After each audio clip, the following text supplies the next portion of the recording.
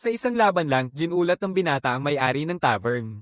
Dahil ang mapanganib na suntok ay tumagal lamang ng 0.25 segundo, kailangan mong malaman na ang sino mang maaaring maging kabalyero ay walang eksepsyon na isang batikang mandirigma. Paano sila babagsak sa espada ng isang 15 taong gulang na batang lalaki? Ang ugat ng lahat ng ito ay siya, na dating may nakakamanghang talento, ay inambush ng Skeleton King.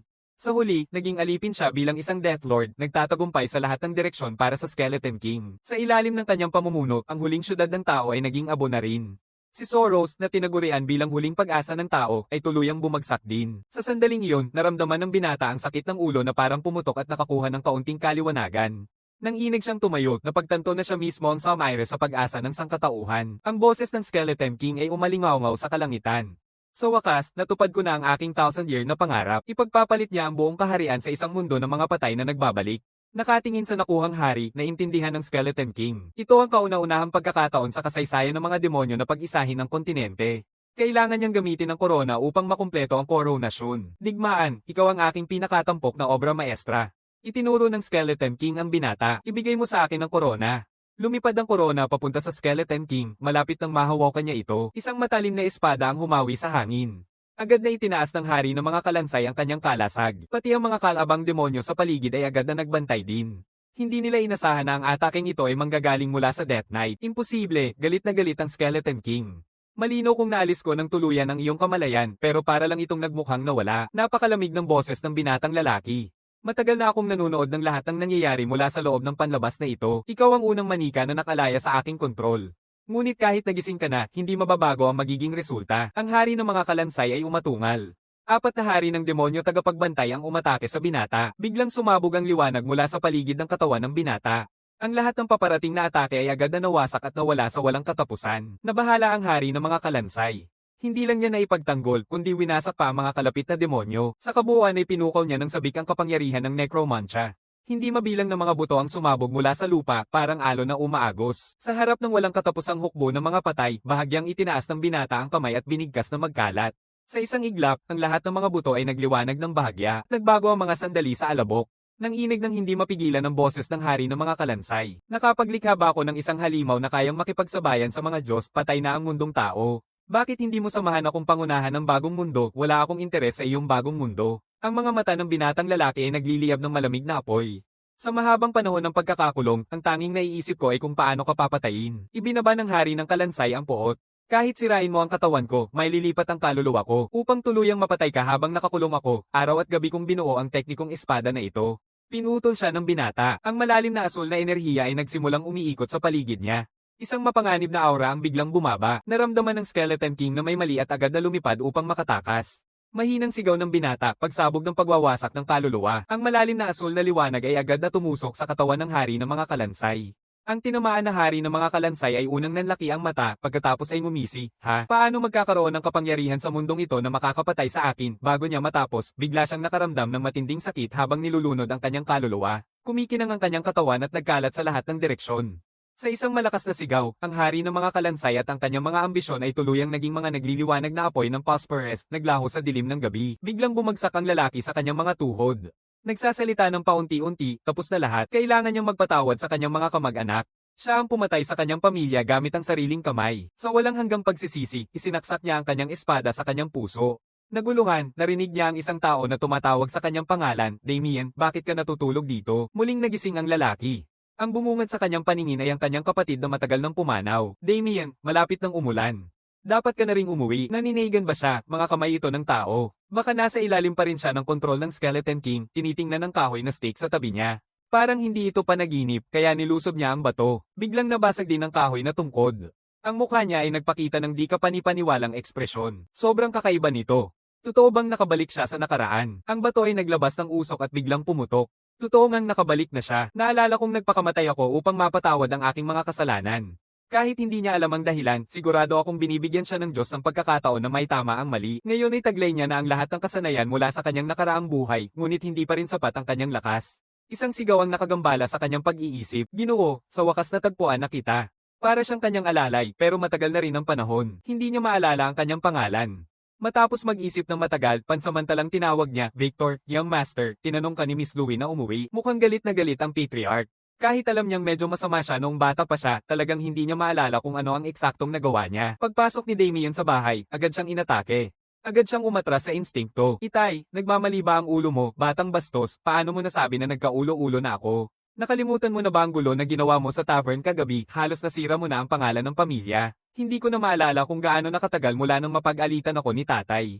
Tatay, nanay, at ate, hindi ko mapigilan ang panginginig. Gusto ko talagang makita kayong lahat. Hindi mapigil ang pamatak ang luha. Sa wakas, muli kong nakikita ang aking pamilya. Batang iyan, anong kalokohang ginagawa mo na naman? Sabi ni Damien na bigla niyang namiss silang lahat ng sobra.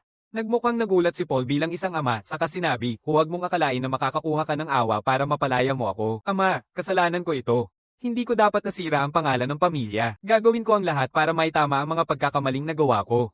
Huminga ng malalim si Paul, basta't hindi ka magdudulot ng gulo, mapayapa ako. Ma, aalis ako upang ayusin ang mga pagkakamaling nagawa ko. Kapag naayos ko na ang lahat, babalik ako upang tanggapin ang iyong parusa. Talaga bang ito ang masasabi ni Damien, hindi siya maaaring natalo? Ang tanga niya nung nagdulot siya ng gulo kahapon, maaari ba, Ginoo, ito ang tavern kung saan ka nagdulot ng gulo kahapon. Talaga bang pupunta ka doon, narinig ko na may malakas na suporta ang tavern na iyon. Parang hindi niya narinig si Damien, at diretso siyang pumasok sa tavern. Sa buhay na ito, gusto kong mapanatili ng maayos ang aking pamilya. Hindi ko na pwedeng sayangin ang aking talento. Siya yung batang nagdulot ng gulo kagabi. Hindi ba natin siya napalo ng sapat kahapon? Bakit pa siya manggahas na pumunta dito at magdulot ng gulo? Hindi ako nandito para magdulot ng gulo, kundi para humingi ng tawad sa may-ari ng taberna sa Kagaspangan kahapon. Malinaw na hindi makapaniwala ang lalaki. Nagpapakumbaba rin ng mga may lupa, kahit na sila ay mga bumagsak na may lupa. Kalimutan na ang paghingi ng tawad. Narinig ko na sikat na maganda ang iyong kapatid sa bayan. Kung talagang nais mong humingi ng tawad, dalhin mo ang iyong kapatid para makasama namin ang mga magkakapatid. Lahat tayo ay mabubuting tao. Aalagaan namin ng mabuti ang iyong kapatid. Sa susunod na sandali, isang anino ang dumaan sa kanilang paningin. Maingat na inikat ng lalaki ang tibak sa kanyang kamay. Biglang naputol ang kamay ng isang lalaki. Ang isa na may puno ng pag-iingat, hindi niya man lang nakita kung paano tinamaan ng lalaki. Hindi mo dapat siniraan ang kapatid ko. Hindi makapaniwala ang katulong sa kanyang tabi. Totoo bang ganito nga ang walang kwentang batang amo? Putang ina niya. Kami ay mga kasapi ng Black Snake Gang. Sino mang magtatangka na makialam sa Black Snake Gang ay hindi magkakaroon ng magandang wakas. Doon na naalala ni Damien ang lahat. Black Snake Gang ay isang kilalang organisasyong kriminal. Noong nakaraan niyang buhay, nag-iinom siya sa tavern ngunit nakatanggap ng napakalaking bayarin. Nang magpahayag siya ng pagtutol, brutal siyang pinagsasakitan. Ngayon na naaalala niya ang insidenteng ito, hindi na sana siya pumunta para humingi ng tawad. Sabi ng kasapi ng Black Snake Gang na hindi siya magpapakita ng awa at sinubukang patayin si Damien. Lumiko si Damien ng bahagya upang makaiwas at inihampas ang paa niya upang mapaatres ang lalaki. Biglang bumagsak ang lalaki sa lupa. Hindi niya inakalang gagamitin siya ng isang 15 taong gulang na bata. Kailangan niyang patayin ang batang ito. Hindi inaasahan, nakataas na ni Damien ang kanyang tibak at nagsalita ng dahan-dahan. Ito ang kahihinatnan ng pang-iinsulto sa aking pamilya.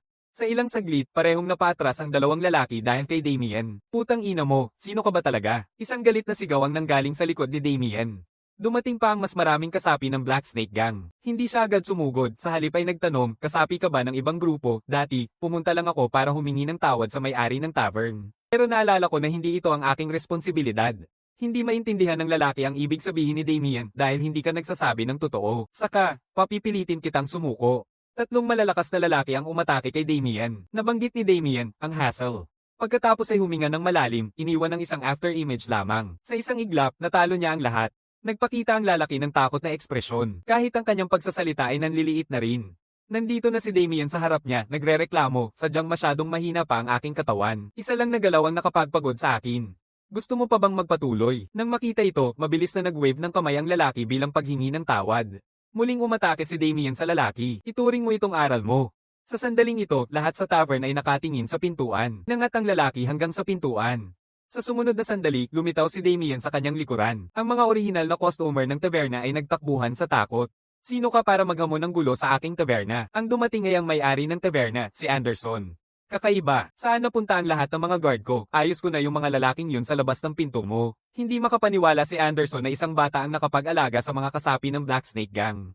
Nagngangalit siya sa galit. Sino talaga ikaw? Ang pangalan ko ay Damien Hoxon. Tumigil si Anderson, nag-iisip, isang marangal mula sa Hoxon Duchy. Sabi ni Damien, hindi ako nandito para magdulot ng gulo. Gusto ko lang ang paghingi ng pasensya mo. Nagbigay ang taberna ng napakalaking bayarin sa akin, at pagkatapos ay kumalat ang mga chismis na nagdudulot daw ako ng gulo dahil sa kalasinggan. Sa kanyang nakaraang buhay, dahil sa insidenteng ito ay lalong nadismaya ang kanyang ama sa kanya. Kailangan mong humingi ng tawad sa akin at maglabas ng pahayag upang maibalik ang aking reputasyon. Hindi ko masyadong maintindihan ang sinasabi mo. Sa pagkakaalam ko, matagal nang nawasak ang Hoxan Duchy at wala ng reputasyong maipagmamalaki. Huwag mong subukan gamitin ang ganitong kasuklam-suklam na paraan para guluhin ang aking taberna. Kaya hindi ka magpapakita ng paghingi ng tawad sa akin, naiintindihan ko. Dahil ayaw mong humingi ng tawad, papaluan kita hanggang sa mapilit kang humingi. Papalapit ang mabilis na hakbang. Naramdaman ni Damien ang isang mapanganib na aura. Agad niyang itinataas ang kanyang tibak upang harangin at isang malinaw na tunog ng banggaan ang umalingaw. Sa sandaling nagbanggaan, naramdaman niya ang bahagyang pag-ikot ng enerhiya. Pagkatapos ng maikling palitan, parehong umatras. Ginoo Tid, gusto nitong guluhin ang negosyo ng aking taberna, sabi ni Damien ng mahina, ang nakakagulat. Bakit isang marangal na kabalyero ang magiging go ng isang may-ari ng taberna? Bakit siya nandito? Hindi masyadong malakas ang aura ng kabalyero sa kanya. Bawat tunay na kabalyero ay tumatanggap ng biyaya mula kay Inetis na iginagalang bilang Diyos ng mga kabalyero. Ang mga kabalyero ay nahahati sa tatlong ranggo, opisyal na kabalyero, apprent kabalyero, at trainee kabalyero. Si Anderson ay nagmalaki na si Ginoo Tid ay isang trainee na knight at may malapit na ugnayan sa ating leader ng itim na ahas. Kapag kumilos si Ginoo Tid, mas mabuting maghanda ka na harapin ang kamatayan. Tinanong ni Damien, kaya ba siyang trainee knight o apprentice knight? Mula sa maikling palitan, naramdaman ko na hindi sapat ang kanyang enerhiya para maging isang opisyal na knight. Hindi ko pa nga ginamit ang lakas ng isang knight, kaya bakit niya nalaman na isa akong knight? Parang naintindihan ni Damien kung bakit may knight na pumasok sa isang tavern bilang isang gun, kaya hindi sapat ang talento mo para maging opisyal na knight, kaya pinalayas ka. Nang marinig ito, niyayanig si Tid ng tuloy-tuloy. Apprentice, apprentice, apprentice. Bakit sinasabi ng lahat na hindi ako karapat dapat maging isang apprentice na kabalyero? Susugurin ko ang bibig mo. Agad siyang tumalon para atakihin si Damien.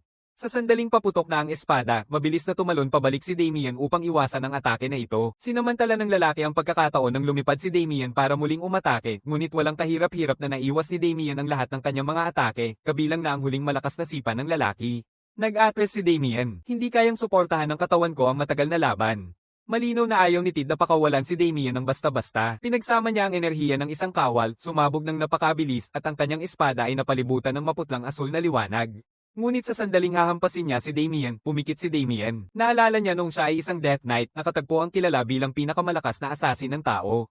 Kapag naabot niya ang antas na iyon, madali niyang maiintindihan ang lahat tungkol sa kalaban. Kahit siya bilang isang Death Knight, minsan na siyang nahati sa dalawa sa isang sipa lang. Sa kanyang dugo bilang isang undead, bumangon siya muli. Dahil sa kanyang pambihirang kakayahan sa pag-aaral, napag-aralan niya ang pinakamalakas na teknik ng assassin, at ginamit ang sining ng pagpatay upang mapatay ang pinakamalakas na assassin ng sangkatauhan. Dahil dito, nang bumukas ang mata ni Damien, patay na si Tid. Hindi alam ni Anderson kung ano ang nangyari. Mukhang bigla siyang huminto at tuluyang bumagsak. Pasensya na po, dakilang Panginoon Damien. Kasalanan ko lahat ito. Hindi ko alam kung paano humingi ng tawad. Ito ang lahat ng aking yaman. Handang-handa akong ibigay ito bilang kabayaran. Dahil napakatapat mo, tatanggapin ko ang iyong paghingi ng tawad. Victor, gaano pa katagal magtatago at magmamasid? Alam ni Young Master na nakatago ako sa labas. Kung hindi ko sana nakita ng sarili kong mata, hindi ako maniniwala. Hindi malinaw na nakita ang atake ng Young Master. Kailan natutunan ng Young Master ang pagsasanay sa espada? Ginoo, ang dami niya ng pera. Hindi pa ako nakakita ng ganito karami sa buong buhay ko. Bigla ang pumikit ang anino sa tainga ni Anderson. Tinatanggap ko ang paghingi ng tawad, pero parang nakalimutan ko na dapat kitang parusahan. Sabihin mo sa leader ng Black Snake Gang na kung aakayin niya ang aking pamilya, papatayin ko siya. Pagkatapos ay nagtungo ang dalawa pauwi. Victor, na nakauwi na, mukhang nag-aalala. Hindi ka lang nakipaglaban sa mga kasapi ng Black Snake Gang, pumatay ka pa ng isang kabalyero na kanilang kinuha. Sinabi ni Damien na huwag siyang mag-alala. Hindi kami ang tipo ng gang na kayang saktan. At kahit pa dumating sila, kaya ko silang harapin. Ginoo, kailan ka natutong magpanday ng espada? Hindi pa kita nakitang mag-practice. Sabi ni Damien, palagi akong nagpa-practice ng lihim. Siguradong hindi mo nakita. May magulong ingay na nanggagaling sa likod. Tumatakbo si Ama papunta kay Damien. Saan ka buong araw? Huwag mo naman sabihin na nakagawa ka na naman ng gulo. Tatay, huwag kang mag-alala. Pumunta lang ako para ayusin ang usapin sa taverna. Tumingin ka dyan. Yan ang kabayaran ng taverna. Isang buong sako ng gintong barya. Damien, hindi ka nagbibiro, di ba? Ganito kalaki ang pera. Ito ang kabayaran at paumanhin ng may-ari ng taverna sa akin. Hindi makapaniwala si tatay. Tapos tinanong niya si Victor, totoo ba ang sinabi ng binatang Ginoo? Victor, sabihin mo sa tatay ko kung saan nanggaling ang perang ito. Tama ang sinabi ng Young Master. Ito ay bayad pinsala mula sa taverna. Tumingin si Victor na parang walang magawa. Diyos, patawarin mo ako. Paano naging isang walang malay na Young Master na tahimik na nagsisinungaling ng walang pag-aalinlangan, kinabukasan, walang tigil na nagsasanay si Damien. Sobrang hina ng katawan na ito. Maraming makapangyarihang teknik ang hindi magagamit, pero sa kabutihang palad, nakuha ko ang item na ito. Pagkatapos ay may kinuha siyang isang bagay mula sa kanyang bulsa. Ito ay isang potion para palakasin ang katawan. Isa rin ito sa mga paumanhin ng may-ari ng tavern. Gawa ito ng isang kasapi ng Alchemist Guild. Nang inumin ni Damien ito, ramdam niyang unti-unting lumalakas ang kanyang dati ng mahina na katawan. Kung gusto kong maging mas malakas, kailangan kong palakasin ang pagtitiis ng aking katawan. Kailangan akong lumaki muli sa dati kong anyo. Tanging sa ganitong paraan ako makakapanatili laban sa pagbawi ng hari ng mga kalansay. Kailangan ko siyang patayin bago likhain ng Skeleton King ang kanyang mundo ng mga multo. Sa ganitong paraan lamang ako magkakaroon ng kakayahang protektahan ng aking pamilya. Pagkatapos ay nagpatuloy siya sa pagsasanay. Sa huling bahagi ng gabi sa punong tanggapan ng Black Snake Gang, ginamit ni Tid ang isang gamot na nagpapanggap na mamatay upang pumasok sa isang pekeng kalagayan ng kamatayan. Mga taong nabigo, hindi namin kailangan sa Black Snake Gang. Ang nagsasalita ay si Walker, ang leader ng Black Snake Gang, pero si isang kawal si Tid. Totoo bang iiwanan natin siya? Basta akong magbigay ng sapat na pera, sino man ay maglilingkod sa atin. Ang nagising na si Tid ay sabi, nais mo akong iwanan. Walang silbi ang basura na nagsisilbi sa'yo, Walker, paano mo magawang insultuhan ng isang kabalyero? Sa ganitong paraan, inatake ni Tid si Walker. Ngunit, hindi inaasahan ni Tid na ang madilim na lila na enerhiya ay magbibigkis sa kanyang bukong-bukong. Pagkatapos ay buong katawan niya ay napigilan. Leader ng Black Snake Gang, maaari ba siyang maging unang target ng ating pagtutulungan? Siyempre, gamitin mo ang walang kwentang basura na ito kung paano mo gusto. Nagmula sa bibig ng lalaki ang mga lihim na dasal. Maraming halimaw ang lumitaw mula sa madilim na lila na enerhiya. Iiwan si Tid bilang pagkain lamang. Puno ng sigaw ang buong kwarto. Hindi makapaniwala si Walker na mas malakas pa ito kaysa sa kanyang inisip. Yung nagdudulot ng gulo sa tavern ay isang may lupa.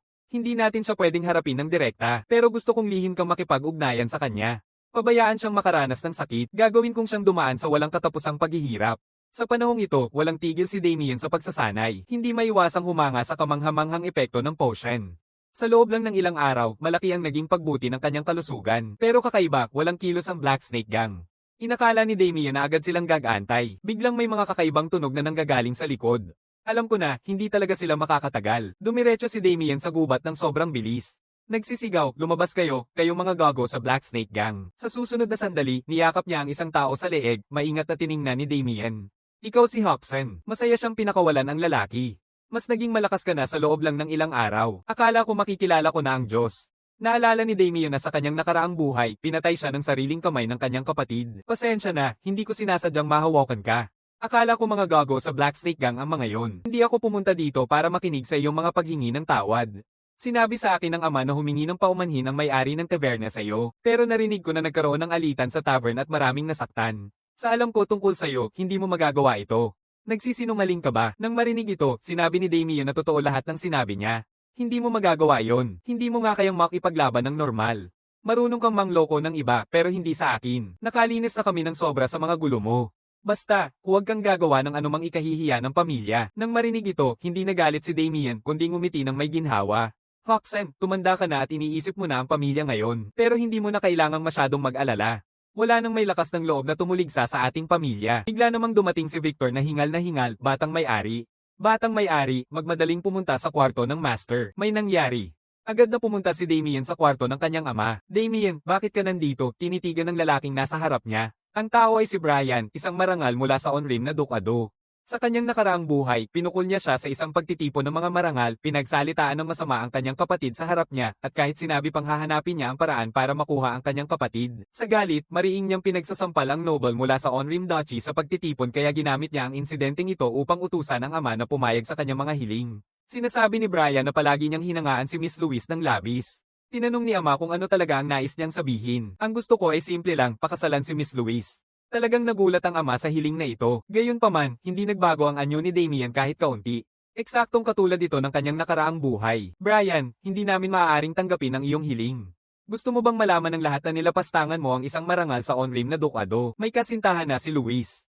Sabi ni Brian, kaya paano haharapin ang kahihiyang naranasan ko? Talaga bang kaya mong tiisin ang galit ng pamilya Blum? Isa ang pamilya Blum sa pinakamakapangyarihang maharlikang angkan sa Onrim Duesto, ngunit hindi niya maaaring hayaang agawin si Luis ng isang kawalang hiyaang tulad nito. Sa sandaling ito, pumasok si Luis mula sa labas. Handang-handa akong pumayag sa kanyang hiling. Gamitin mo ako para mapawi ang iyong galit. Luis, huwag kang mag-alala. Itay ay hindi kailanman magbibigay sa kanya ni ama. Tiyak na makakahanap si ate ng paraan. Hindi mo kailangang isakripisyo ang sarili mo. Bumaba ang ulo ni Damien. Sa nakaraang buhay niya, palagi siyang nagdudulot ng gulo sa pamilya tulad nito. Sabi ni Luis ay ayos lang siya. Sasama ako kay Ginoo Brian. Ngumiti ang lalaki ng may tagumpay. Tunay ngang matalino si Miss Louise. Magpapadala ako ng formal na imbitasyon sa kasal sa pamilya. Mangyaring maghintay ng matiwasay para sa mga detalye, Miss Louise. Ngunit sa pag-alis ni Brian, hinarang ni Damian ang kanyang daan. Damian, may sasabihin ka pa bang iba? At tama, dapat tawagan mo na akong bayaw ngayon. Hindi ko nahahayaang sirain mo ulit ang buhay ng kapatid ko. Sabi ni Brian ng may pagtuturo, aalagaan ko ng maayos ang kapatid mo. Hindi inaasahan ni Brian na saktan siya ni Damian sa publiko. Hindi sana ako naiinis sa'yo, pero hindi ko na kaya. Dahil binigyan ako ng pangalawang buhay, hindi ko nahahayaang mangyari pa ang ganito. Noong nakaraang buhay, narinig ko mula sa ama na nakauwi na ang nakababatang kapatid kong babae. Lubos siyang natuwa. Ngunit nang hanapin niya ang kanyang kapatid, nadiskubre niyang walang awa siyang binugbog at nagdurusa sa isang malungkot na buhay. Ang oras na iyon lang niya naintindihan na naitulak niya ang kanyang kapatid sa isang kailaliman.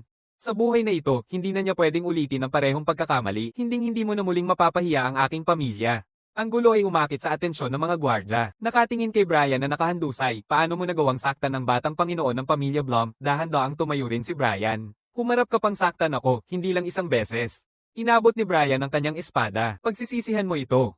Ngayon, mamamatay ka ng tahimik dito. Sasabihin ng gwardya, aayusin namin ito ng maayos. Pakiusap, magpahinga muna, batang master. Kahit na bumaba na sila pa rin ang mga inapo ng mga may lupa. Pakiusap, hayaan ninyo kaming ang bahala dito. Gayunpaman, pinukpok ni Brian ang guard palayo. Hindi niya maiwasang sabihin, kahit talabagin ko ang mga kasunduan sa pagitan ng mga may lupa, walang sino man ang magtatangkang sumbatan ng aming pamilya. Isa kami sa mga pinakamakapangyarihang pamilya. Hindi kailanman maihahambing ang mga bumagsak na maharlika sa amin. Damian, ngayon binastos mo ako. Paano mo gustong mamatay? Dahil pareho tayong mga may lupa, maglaban tayo bilang mga may lupa. Kung manalo ka, ang buhay ko ay sayo. Kung matalo ka, tapos na ang ating alitan. Hindi ka sigurong matatakot na matalo sa akin. Ikaw ang pinakakilalang posibleng maging mid-level na kawal. Maliwanag na walang kwenta si Damian. Bakit siya mukhang kampante? Tatanggapin ko ang imbitasyon mo sa laban. Pumunta ang dalawa sa bakanteng lugar malapit sa pinto. Dapat ko nang pigilan ang kanilang laban pero mukhang may paraan si Damian para ayusin ito. Nangangatog si Hawkson. Paano kaya mananalo si Damian laban sa kanya? Sa mga junior na kabalyero, naabot na ng lalaki ang antas ng opisyal na kabalyero. Sabi ni Brian, wala ka pang kahit na sandata. Anong gagamitin mong panlaban sa akin? Nagpakita si Damian ng tusong ngiti. Sapat na itong tinidor para harapin ka. Hindi makapaniwala si Brian sa kanyang naririnig. Lahat ng nasa paligid ay nagmukhang nagulat. Sabi ni Brian, siguro'y takot ka na sa akin, iniisip mong gagamitin ang tinidor para makipaglaban. Pagkatapos ay umatake siya kay Damian. Tumilapon si Damian sa gilid. Nabigla si Brian na nakaiwas ang basura na ito. Pagkatapos ay mahigpit niyang niyakap ang kanyang espada at mabilis na umatake mula sa gilid. Apat na matitinding espada ang pinutol niya sa paligid ni Damian. Ito ang teknik ng espada ng Lion King na tanging mga opisyal na kawal lamang ang maaaring matutunan. Biglang nilipad ng hangin ang buong larangan, ngunit nang mawala ang hangin, nakatayo si Damian sa gitna ng walang sugat. Hindi makapaniwala si Brian. Paano niya naiiwasan ang mga atake ko ng sunod-sunod? Nang malapit ng tamaan ng mga atake ko, agad niya itong naiwasan lahat. At mukhang pamilyar siya sa mga pattern ng atake ko. Sa kamakailang pagsasanay, malaki ang pagbuti ng aking kalagayan sa pisikal at pamilyar na ako sa kanyang kasanayan sa espada. Alam mo, sa nakaraang buhay ko, nakipaglaban ako sa kanyang kapatid na si Michael na kilala bilang hari ng espada. Sabi ni Damian, may iba ka pa bang galaw na gustong gamitin? Unti-unting naging matalim ang tingin ni Damian. Mas mahina ka kaysa sa iyong kapatid. Brian ang sigaw ng hindi naisama. Siguro'y swerte ka lang na nakaiwas sa lahat ng atake ko. Pagkatapos ay pinagsama niya ang lakas sa kanyang mga bukong-bukong at biglang lumitaw sa harap ni Damian.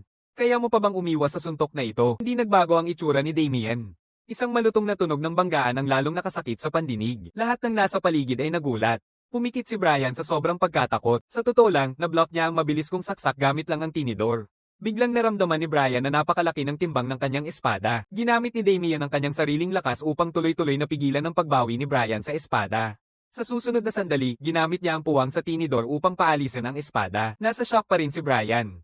Muling naabutan siya ng atake ni Damian. Brian, natalo ka na. Hindi makapaniwala si Brian na talagang natalo siya. Sabi ni Damian, huwag na muling gambalain ng aking kapatid. Matapos talunin ni Damian si Brian, lahat sa hapagkainan ay nanatiling tahimik hanggang sa sinabi ni Damian na magpapatuloy siya sa pag-eehersisyo. Matapos umalis si Damian, sa wakas ay nagsalita si nanay, hindi mo ba talaga huhulihin si Damian tungkol dito? Sa oras na ito, paulit-ulit si Hawks. Yung mahina at tamad na kapatid na lalaki biglang parang ibang tao. Nakita ito, nagsalita ang ama. Alam kong naguguluhan ang lahat tungkol sa nangyari kay Damian, pero naniniwala ako na kapag dumating ang tamang panahon, sasabihin niya sa atin. Nagulat din si tatay sa unang pagkakataon. Bigay ni Damian sa kanya ang pakiramdam ng isang mandirigmang sanay na sa laban. Sa oras na ito, naghahanda si Damian na mag-ensayo. Tinig ng kanyang kapatid ang nanggagaling sa kanyang tabi. Ate, may hinahanap ka ba sa akin? Pumunta ako para magpasalamat. Salamat sa pagtanggol sa akin. Nang marinig ito, nanlaki ang mata ni Damien.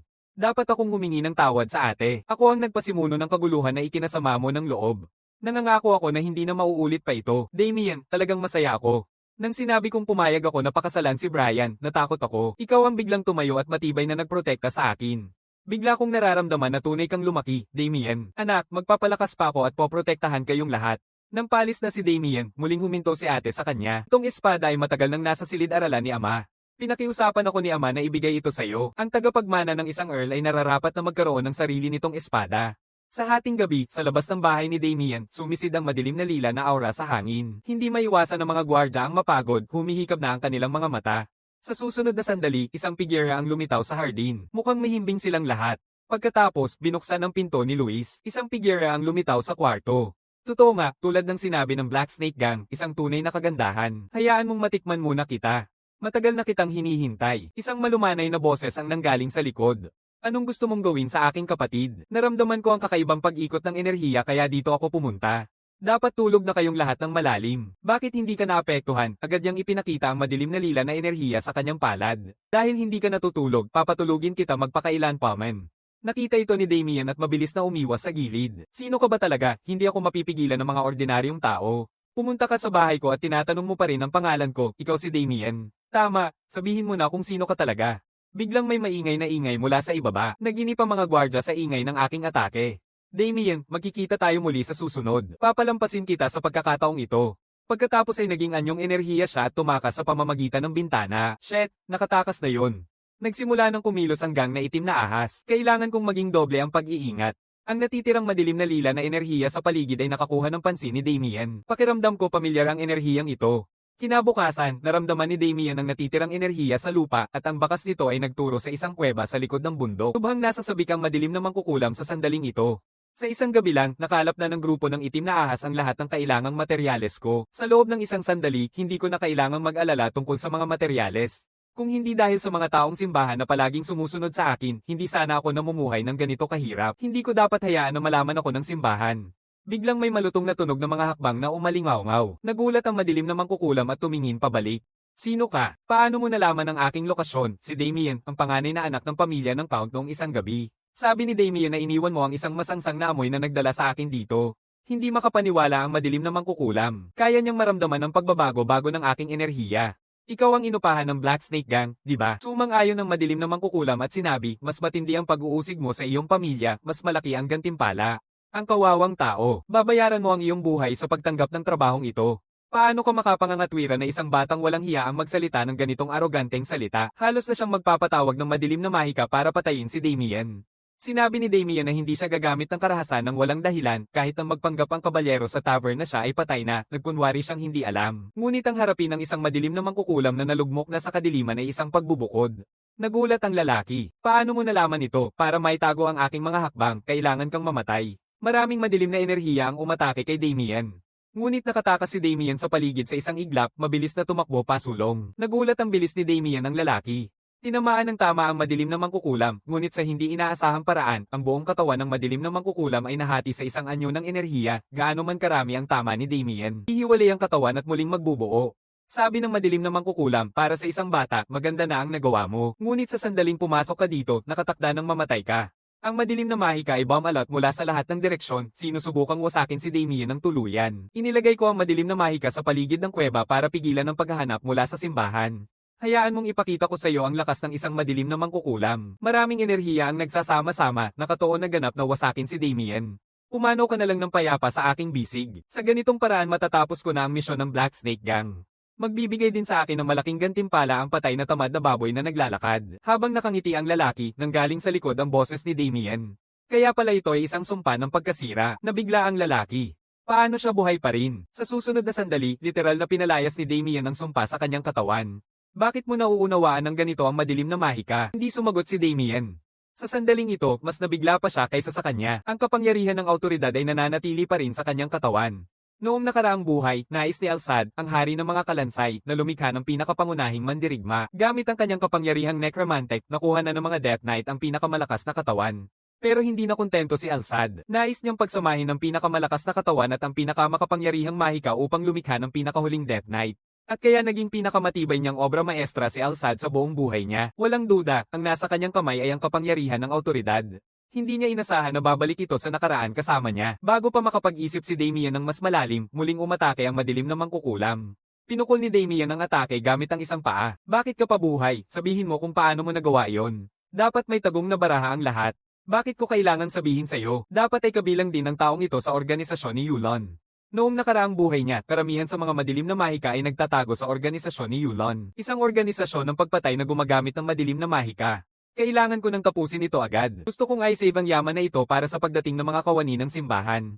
Pero mukhang ngayon, karapat-dapat kang gamitin ko ang bagay na ito. Ito ay isang Pulse Ares na kayang mag-imbak ng napakaraming lakas ng mahika.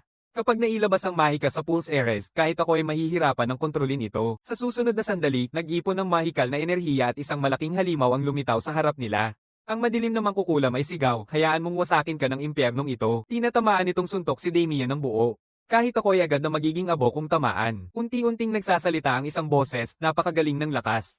Pero hindi mo pa rin alam ang tungkol sa aking mga kakayahan. Ang aking kapangyarihan ng awtoridad ay hindi lamang pangdepensa. Ito ay sumisipsip ng mahika. Ganap na nagbago ang aura ni Damien. Naging matibay ang mahika sa kanyang katawan. Ang aking kapangyarihan ay sumipsip ng lahat ng madilim na mahika. Paano mo nagagawang magkaroon ng kapangyarihan na tanging ang pinakamalalakas na demonyo sa kailaliman ng impyerno ang makakaya? Walang kinalaman ito sa'yo, pero mauunawaan mong ang kapangyarihan ng awtoridad ay aking kasangkapan. Labis na galit si Damien ngayon dahil kinailangan niyang gamitin ang kapangyarihang kanyang kinamumuhian. Ibinigay ang kapangyarihang ito ng hari ng mga kalansay. Lalong nabigla ang madilim na mangkukulam. Ito ang singsing ng liwanag na tibak, isang kapangyarihan na tanging ang pinakamataas na mandirigmang espada ng tao ang kayang gamitin. Sa mata ng madilim na mangkukulam, si Damien ay isang kakaiba, taglay ang kapangyarihan ng awtoridad habang nagagamit din ng singsing ng liwanag na tibak. Nang bumagsak ang atake ni Damien, ang buong espasyo ay nabasag. Ito ba ang tunay na lakas ni Damien? Pinatay ni Damien ang madilim na mangkukulam at nalaman ang lokasyon ng punong tanggapan ng gang na itim na ahas. Kailangan niyang ganap na alisin ang gang ng itim na ahas. Labis na naguguluhan si Victor. Bakit biglang gustong pumunta ng binatang master sa lungsod ng Hilton? Victor, sundan mo lang ako. Malalaman mo ang dahilan sa lalong madaling panahon. Ginoo, ang aklat sa iyong kamay ay mukhang napakakaiba. Ito ay isang lihim na manual ng isang madilim na mangkukulam, isang napakahalagang bagay. Ginoo, matagal ko nang gustong itanong kung ano ang bagay na iyon na palaging naglalabas ng nakakadiring amoy. Bago makasagot si Damien, biglang huminto ang karwahe. Mukhang narating na natin ang ating paroroonan. Victor, kailangan ko ang tulong mo sa isang bagay. Ano ito? Bakit ang baho? Isa itong ulo ng tao. Pagkarinig nito, agad na nanigas si Victor. Ginoo, hindi nakakatawa ang biro na ito. Pagkatapos ay binuksan niya ang bag ng mag-isa. Sa susunod na sandali, labis siyang nabigla, sumisigaw, anong nangyayari talaga? Victor, huwag kang magpanik. Manahimik ka lang. Ipapaliwanag ko sa iyo sandali pagkatapos ay pumasok sa bag. Kailangan kong dalhin mo ang dalawang bagay na ito sa isang itinalagang lugar. Makakatulong ito upang maging maayos ang ating gagawin. Sa pinto ng Black Snake Gang sa Hilton Center, nagulat ako nang marinig kong may gang na naitatag sa gitna ng lungsod. Ang dalawang lalaki ay tumingin sa direksyon ng boses. Sino ang may lakas ng loob na magpasimula ng gulo sa pintuan ng Black Snake Gang? Ang pangalan ko ay Damien. Anong? Damien, hindi ko siya kilala. Bigla namang naalala ng isang mata na lalaki na parang ang tao na inupahan ng boss na makipaglaban ay tila tinatawag na Damien. Talagang naglakas loob kang pumunta sa aming headquarters para magpasiklab. Pagkatapos, pinutok ng kalbo ang isang signal na baril. Walang sino man ang makakatikim ng magandang katapusan kapag nakasagasa sa aming Black Snake Gang. Sa sandaling iyon, napalibutan si Damien, ngunit hindi siya nagpanik at sinabing, sabihin mo lang kung sino ang leader ninyo at palalampasin na kita. Sa parehong oras, nasa itaas sa palapag ng headquarters ng Black Snake Gang ang gobernador ng Hilton, kasama ang bantay, mataas na ranggong Knight Robert. Si Walker ang nakikipag-ugnayan ng hindi tama sa dalawa. Nais ni Walker na kontrolin ang buong kalakalan ng lungsod, kapalit nito ay magbibigay siya ng malaking halaga ng pera sa gobernador, at kailangan lang ni high-ranking Knight Robert na tulungan siyang mapanatili ang kanyang proteksyon. Mapagkumbabang sinabi niya kung gaano siya kaswerte na may proteksyon mula kay Robert. Malinaw na nagustuhan ni Robert ang ganitong pagtrato, tumatawa at sinabing, bahala na ako, may kumpiyansa. Patuloy na nagrereklamo si Walker sa loob. Kapag nasakop ko na ang buong lungsod na ito, wala nang magtatangkang tratuhin ako ng ganito. Bigla, pumasok ang isang kawal mula sa labas na nagsabi na may nangyaring masama. Hindi mo ba nakikita na may mahalagang bisita ako? Anong kagyat na kailangan? Pagkatapos ay lumabas siya kasama ang kasamahan. Sinabi ng kasamahan na si Damien ay dumating at umaatake. Naggalit si Walker, ang demonyong madilim na mangkukulam ay hindi pa nga kayang hawakan ng isang bata. Huwag kang mag-alala, mula nang dumating siya sa aming punong himpilan, may daan-daang kaming tao na sapat upang harapin siya. Ngunit sa sandaling ito, naguluhan ang lahat ng mga tauhan. Si Damien, na uminom ng potion ng lakas, mukhang napakalakas. Sa loob lamang ng ilang saglit, dosenang tao ang napatay sa ilalim ng kanyang espada. Nang muling lumabas si Walker para tingnan, hindi siya makapaniwala sa nakikita niya. Isang tao ang Some sa buong grupo ng itim na ahas. Bata pa siya, si Damien nga ba talaga? Sabi-sabi, si Damien ay isang walang kwentang walang silbi. Sa ganitong kwento, malamang patay na ang madilim na mangkukulam na ipinadala ko. Maaari ko lamang hingin kay Robert na kumilos. Isa siyang mataas na ranggong kawal sa huli. Sa oras na ito, dumating na rin ang mga bantay ng lungsod dito. Nilabag mo ang mga batas ng kapayapaan ng lungsod. Malapit nang bitayin si Damien sa lugar, tinawag ang apoy na mahika para umatake. Nakita ito ni Damien, mabilis siyang umatras at tinamaan ng paparating na atake. Tumaas ang lakas ng atake ng mga gwardya, determinado nilang patayin si Damien.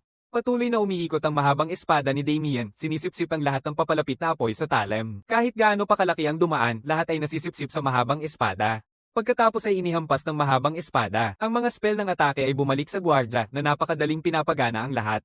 Sa sandaling ito, iniisip pa rin ni Damien kung sino ang leader ng gang ng itim na ahas. Nang maramdaman niya ang malamig na mapanirang intensyon sa likod niya, kusang kumilos ang katawan niya upang umiwas. Sino kaya yon? Ang kanyang pagnanais na pumatay ay para bang kumikiliti sa aking balat. Mula sa alikabok, narinig ko ang boses ni Robert. Nagtataka ako kung sino ang may lakas ng loob na magpasimula ng gulo dito. Hindi ko inakalang isang 15 taong gulang lang pala. Sa oras na ito, dumating na rin ang lahat ng sundalo ng lungsod ng Hilton. Ako ang gobernador ng lungsod ng Hilton. Paano ka nang ahas na manakot sa mga mabubuting mga ngalakal ng Hilton namin? Kahit na sinasabi nilang si Walker ay isang dakilang philanthropist ng kanilang lungsod, naisip ni Walker, talaga namang mas madali ang pagkuha ng pera. Ikaw ang leader ng gang na Black Snake, di ba? Hinahanap na kita. Mukhang magkasabuat ka na pala mula noon. Sinabi ng gobernador na totoo ang lahat ng sinabi ko, pero naninira ka pa rin sa akin ng ganito. Robert, bahala ka na sa iba. Ako si Robert, kapitan ng Bantay Bangungot. Ibaba mo ang iyong armas at sumuko ka. Mukhang ayaw mong magpasuko. Pagkatapos niyang magsalita, agad na sumugod ang atake. Umakyat si Damien pabalik. Sa kasalukuyang antas ko, hindi pa ako sapat na makipagsabayan sa kanya. Sa ngayon, kailangan ko lang magtiis at pahabain ng oras. Bawat kanyang sipa ay nagpapakaba sa aking katawan. Pinilit ni Damien na umiwas sa mga atake, ngunit hindi pa rin niya nagawa. Isang atake lang halos ikasira ng kanyang braso. Sa isang iglap, nilapitan ni Robert si Damien na determinado siyang patayin ng direkta. Hindi na makaiwas si Damien sa suntok na ito. Bigla, may isang tao ang hamarang sa suntok na ito at tinulak palayo ang sandata ni Robert. Nagulat ang lahat sa paligid. Sino ka para makialam sa pagpapatupad ng batas ng kawal ng lungsod? Inalis niya ang kanyang balabal, naglalabas ng pilak puting ningning. Itong aura, itong kasuotan, ikaw ay isang paladin. Sa oras na ito, nanggaling ang boses ni Victor mula sa likod ni Damien. Ginoo, natapos ko na ang lahat ng iyong utos. Nang makita ito, huminga ng maluwag si Damien. Victor, seryoso kang tinapos ang ibinigay kong gawain. Ilang oras na ang nakalipas, dumating si Victor sa simbahan. Nakasalubong niya ang isang santo na nagdarasal. Tinanong ni Victor na pagod kung ito ba ay isang sangay ng simbahan. Sumang-ayon si Anes at nagtatanong kung may maitutulong siya. Inutusan ako ng aking batang master na dalhin ang dalawang bagay na ito sa simbahan. At sinabi ng aking batang master na ang librong ito ay nagtatala ng isang taong nakikipag-ugnayan sa isang madilim na mangkukulam. Sa simula, hindi makapaniwala si Anes. Paano nakapangahas ang isang tao na makipag-ugnayan sa isang madilim na mangkukulam, ngunit nang maramdaman niya ang aura sa notebook, naintindihan ni Anes na ito ay pagmamay-ari ng isang madilim na mangkukulam. At ang simbolong ito ay eksaktong isang miyembro ng organisasyong Yulon. Tiningnan niya ang bag sa tabi niya, mabilis na kinuha ito upang suriin. Tama iyan. Ito ang Dark Mage Agito na hinahabol ng simbahan, at siya ay isang tagapamahala sa organisasyong Yulon. Talagang hindi ka panipaniwala na may makikipag-ugnayan sa mga kulto. Dalhin mo ako agad sa iyong batang master. Ito ang dahilan kung bakit dumating si Anes. Sa sandaling ito, nagsalita si Anes. Ikaw ba si Damien? Ang bata mo tingnan. Natanggap na namin ang iyong ebidensya at aayusin namin ito ng maayos. Nang makita ito, sinabi ng gobernador na hindi tayo hahadlang sa banal na simbahan. Labis ding nagulat si Victor. Ang pagbabagong ito sa aura ay masyadong dramatic. Paano naging parang batang babae ang dating nakakatakot na paladin? Ang simbahan ay tinatawag ang sarili nitong kinatawan ng Diyos. Tinutulungan nila ang lahat ng mahihirap na tao. Kapag humarap sa madidilim na puwersa, pareho silang matuwid at kinamumuhian ng kasamaan. Itigil na ang pakikipaglaban. Nakatanggap ang simbahan ng ulat na may isang tao dito na nakikipag-ugnayan sa mga kulto. Hindi makapaniwala ang mga tao. Paano maglakas loob ang isang tao na makipag-ugnayan sa mga kulto hanggang hindi malinaw ang lahat, ang lungsod ng Hilton ay mapupunta sa kontrol ng simbahan. Sumigaw ang gobernador nang marinig niya. Ang Hilton ay isang lungsod na may sariling pamamahala na pinahintulutan ng hari. Sabi ni Anes, mas mataas ang autoridad ng simbahan kaysa sa lahat ng kapangyarihang royal. At higit sa lahat, ikaw at ang iyong kabalyero ang pangunahing mga sospek sa kasong ito. Siya ang kriminal na nagtatago ng mga kulto at kayong lahat ay mga sospek. Walker, nakipagsabuhatan ka talaga sa mga kulto. Sabi ni Walker na hindi niya ginawa kailanman. Walang pagdududa ang ebidensya. Wala kang paraan para itanggi ito. Malinaw na nakatala sa notebook na ito ang lahat, kabilang na ang binili mo at kung saan mo nakuha ang impormasyon. Hindi makapaniwala si Walker. Talagang naitala ng masamang mage na ito ang lahat. Magtutulungan tayo upang makahanap ng katotohanan tungkol dito kaya makipagtulungan ka na. Hindi ko talaga papayag ang makalabas ang masamang tao ni hindi ko kayo sisiraan. Sa sandaling ito, sa wakas na intindihan ni Gobernador, lahat ay nasa kalkulasyon ni Damian. Naintindihan ni Walker na kung kukunin siya ng ganito, ang tanging resulta ay kamatayan. Ginoo Robert, talagang handa ka bang maparatanggan ng mali ng kanila? Alam ni Robert na kung mahuli siya, ilalantad ang lahat ng kahihiyan na nagawa niya. Sa susunod na sandali, nakawala siya sa mga tao sa paligid, bumilis ang takbo, kinuha ang kanyang armas, sinabing ang kanyang kapalaran ay nasa kanyang mga kamay, at saka sinalakay si Anes. Nakita ito, naisip ni Damian na sobrang hanggal ni Robert, isang mataas na ranggong kabalyero na naninindigan na atakehin ng isang sagradong paladin. Bago pa makapaghanda si Robert, nasa harap na siya ni Anes. Isang matinding suntok ang tumama sa katawan ni Robert. Hindi makapaniwala si Walker. Si Robert ay isang mataas na ranggong kabalyero, pinatay ni Anes sa isang sipa lang. Tahimik na sinabi ni Anes, ang hanggal na tao. Sa wakas, naintindihan ng mga tao sa paligid na tuluyan na silang talunan. Tumingin si Damian kay Anes sa harap niya. Salamat sa kanya, nakapagpatuloy tayo ng maayos. Batay sa kanyang aura at banal na kapangyarihan, malamang si Anes ay isang santong Yulen. Sa 5 dakilang makapangyarihang kabalyero na pinagpala ng Diyos ng kabalyero, at isa si Yulen sa 5 dakilang kabalyero, maraming salamat sa pagtulong sa simbahan na alisin ang mga kulto. Kaya magkapantay na tayo sa insidenteng ito. Sabi ni Damian, hindi ko maintindihan kung ano ang ibig mong sabihin na magkapantay na tayo. Personal na paghihiganti ang atake mo sa Black Snake Gang. Ang pakikialam ng aming simbahan ay opisyal na tumulong itago ang iyong pagkakamali.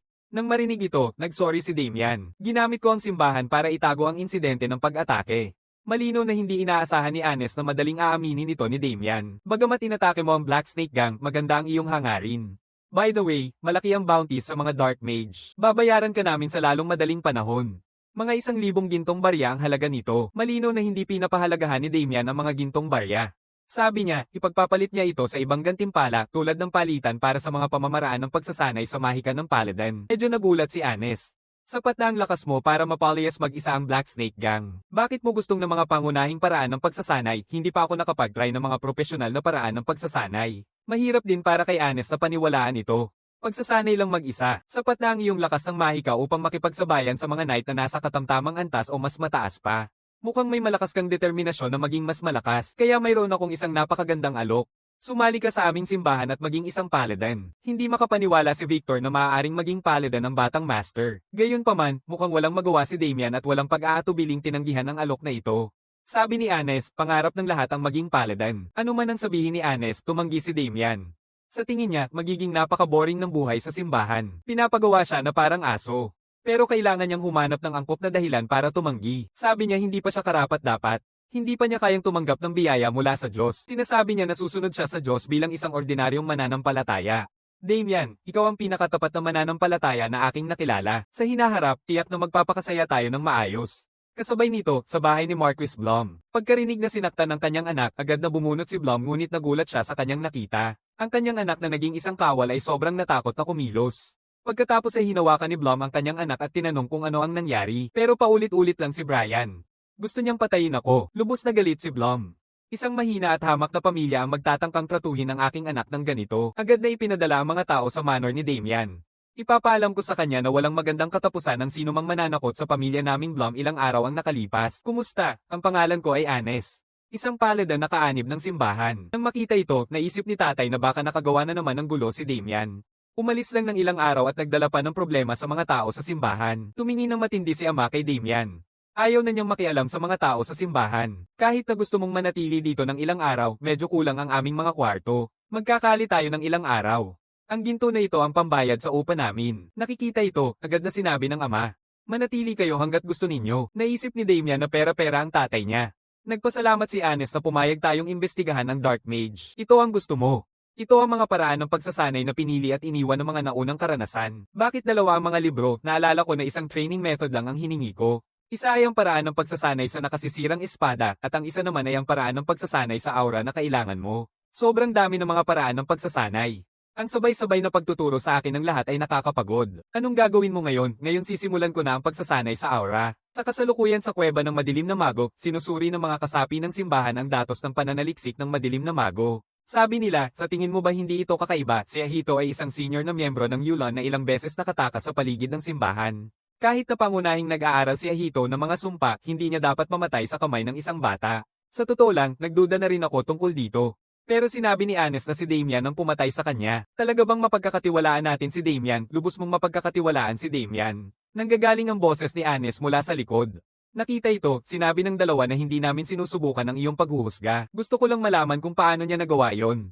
Sabi niya na naiiwasan niya ang mga atake ng madilim na mago. Pagkatapos ay pinatay niya ito gamit ang isang espada mula sa likod. Naging magulo ang pakiramdam ng dalawa. Talaga bang ganito kasimple ang paraan kahit na siya ay isang uri ng sumpa? Dilag na mago na hindi magaling sa laban. Hindi dapat siyang mapatay ng isang bata. Sabi ni Anes, nagduda rin ako noong una. Pero nang makipaglaban siya sa Black Snake Gang, nananatili ako sa malapit, nagmamasid. Napakagaling ng kanyang kasanayan sa espada. Pinatay niya ang mga kasapi ng Black Snake Gang ng sobrang bilis. Kaya niyang gamitin ang kanyang espada para i-dissolve ang mga magic na atake. Hindi lang niya basta natutunan ng kamangha-mangha. Ibinalik niya ang mga atake. Sa pagkakataong ito, bukas na bukas ang kanilang mga bibig sa hindi paniniwala. Gamit ang espada upang tunawin ang mga magic na atake at ibalik ito, kailangan ng kahit isang antas ng manggagamot ng espada. Naiintindihan ni Anes na hindi maaaring maging manggagamot ng espada si Damian. Dapat siyang may napakalinaw na potensyal sa espada sa oras na ito. Dumating na rin ang mga kabalyero ng pamilya Blum sa lugar ng pamilya Damian. Ang tao ay si Garrick, isang mataas na ranggong kabalyero ng pamilya Blum. Nandoon ba nakatira ang pamilya Damian? Ang utos ng Marquis sa atin ay arestuhin si Damian. Hindi mahalaga ang buhay ng iba. Tanging ang dugo ng naghihingalong marangal na ito ang makapagtatanggal ng kahihiyang dulot sa pamilya Blum. Sa panahong ito, dahan-daang naglakad mula sa likuran ng isang matandang lalaki. Sabi ni Garrick, ikaw ba ang pinuno ng pamilya Damian? Matapos ang pagtanggap ng pahayag ng matanda, walang pag-aatubiling pinaslang ni Garrick siya. Nagsimula ang pagpatay. Hayaan ang bawat pulgada ng dugo na sumipsip sa buong lupa. Sa panahong ito, nililinis si Victor ang bakuran. Nakatingin sa magulong ingay sa likod. Dumating na ang mga kabayo ng digmaan na may mga kawal. Sa oras na ito, nakatapos na rin si Anes at ang tatlo pang iba ng karamihan sa investigasyon. Ang daloy ng aura sa paligid ay nakatawag ng pansin sa tatlo. Unti-unting nagsasama-sama ang aura sa hangin papunta kay Damian. Sa bawat hininga, nararamdaman nilang humihigpit ang aura. Nagdulot ito ng hindi paniniwala kay Anes sa tabi niya. Ang itinuro ko ay isang mapanirang paraan ng pagsasanay ng aura na nangangailangan ng napakataas na antas upang maabsorb ang nakapaligid na mahika. Ngunit nagawa niya ito sa loob lamang ng ilang oras na pag-aaral. Nabalik siya sa kanyang senses. Damian napansin na nakatingin sa kanya nang may paghanga ang lahat. Tapos na ba ang investigasyon? Sabi ni Anes, oo. Tapos na. Hindi ko akalain na ganito kalakas ang pagkaunawa mo sa aura, Damian. Salamat ito sa paraan ng pagsasanay na ibinigay mo sa akin. Mas mahusay ito kaysa sa karaniwang mga paraan ng pagsasanay. Ito ay ginawa sa pamamagitan ng pagtitipon ng mga pananaw ng maraming kawal. Sa kanyang nakaraang buhay, isa rin siyang dalubhasa sa espada kaya mas naiintindihan niya ang bilis ng pagsasanay.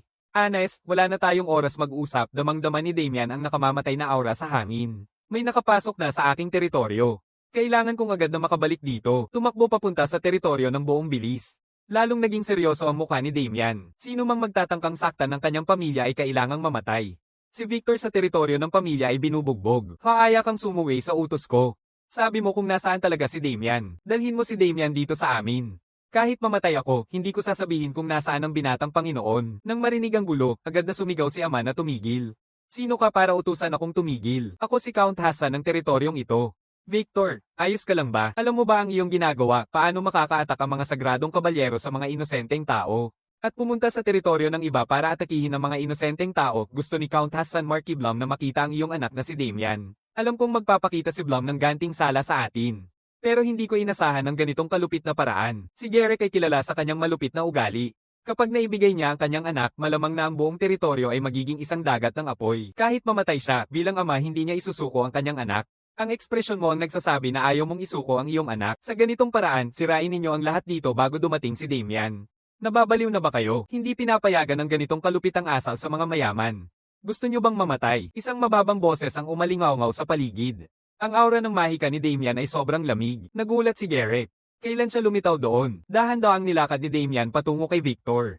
Labis na natakot ang mga kabalyero sa paligid. Ang kanilang mga katawan ay nag-utos na huwag kumilos. Kung sila ay gagawa ng padalos-dalos, kamatayan ang naghihintay sa kanila. Victor, ayos ka lang ba? Dahil nararamdaman mong buhay pa ang aura ni Victor, dapat ay maswerte ka. Kung may mangyari kay Victor, kayong lahat ay mamamatay dito. Ikaw ba si Damian Hoxon? Anong mga palusot ang ginamit mo para talunin si Brian? Tumingin si Damian kay Garrick ng may pang-iinis. Gusto mong subukan, kumaway si Garrick ng kamay. Talunin mo siya.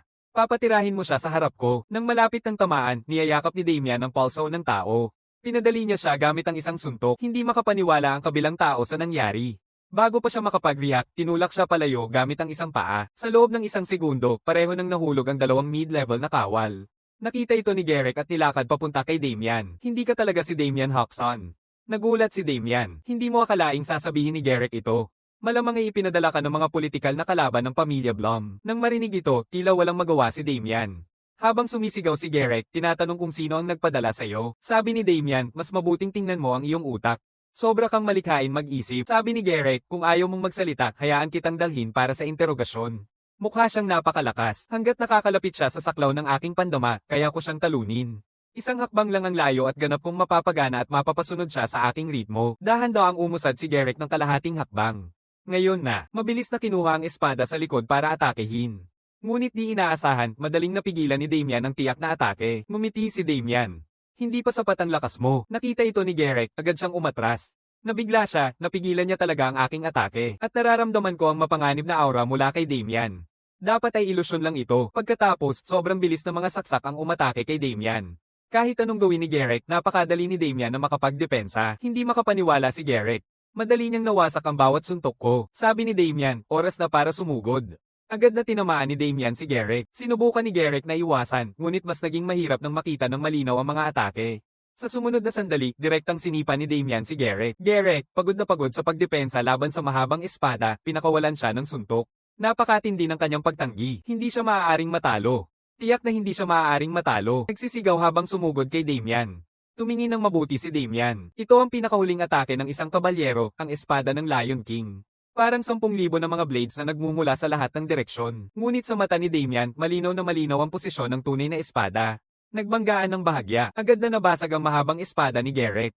Nagulat si Garrick. Paano nangyari ito, at ginamit ni Damian ang pagkakataon upang itulak ang kanyang mahabang espada sa braso ni Garrick. Nahati ang braso ni Garrick. Umaatungal ang kanyang mga sigaw. Nanalo ba ang binatang Ginoo? Ipinakita ni Garrick ang hindi makapaniwalang mukha. Talo ka na. May sasabihin ka ba? Hindi ko alam kung sino ka, pero talo na ako. Pabayaan mo na ako. Inisumbong mo ang aking pamilya. Saktan mo si Victor. Ngayon hinihiling mo sa akin na pakawalan ka, hindi ka na dapat humingi ng paumanhin sa akin ngayon. Pagkatapos ay inalagaan siya ni Victor at ang iba pa ng may pagmamahal.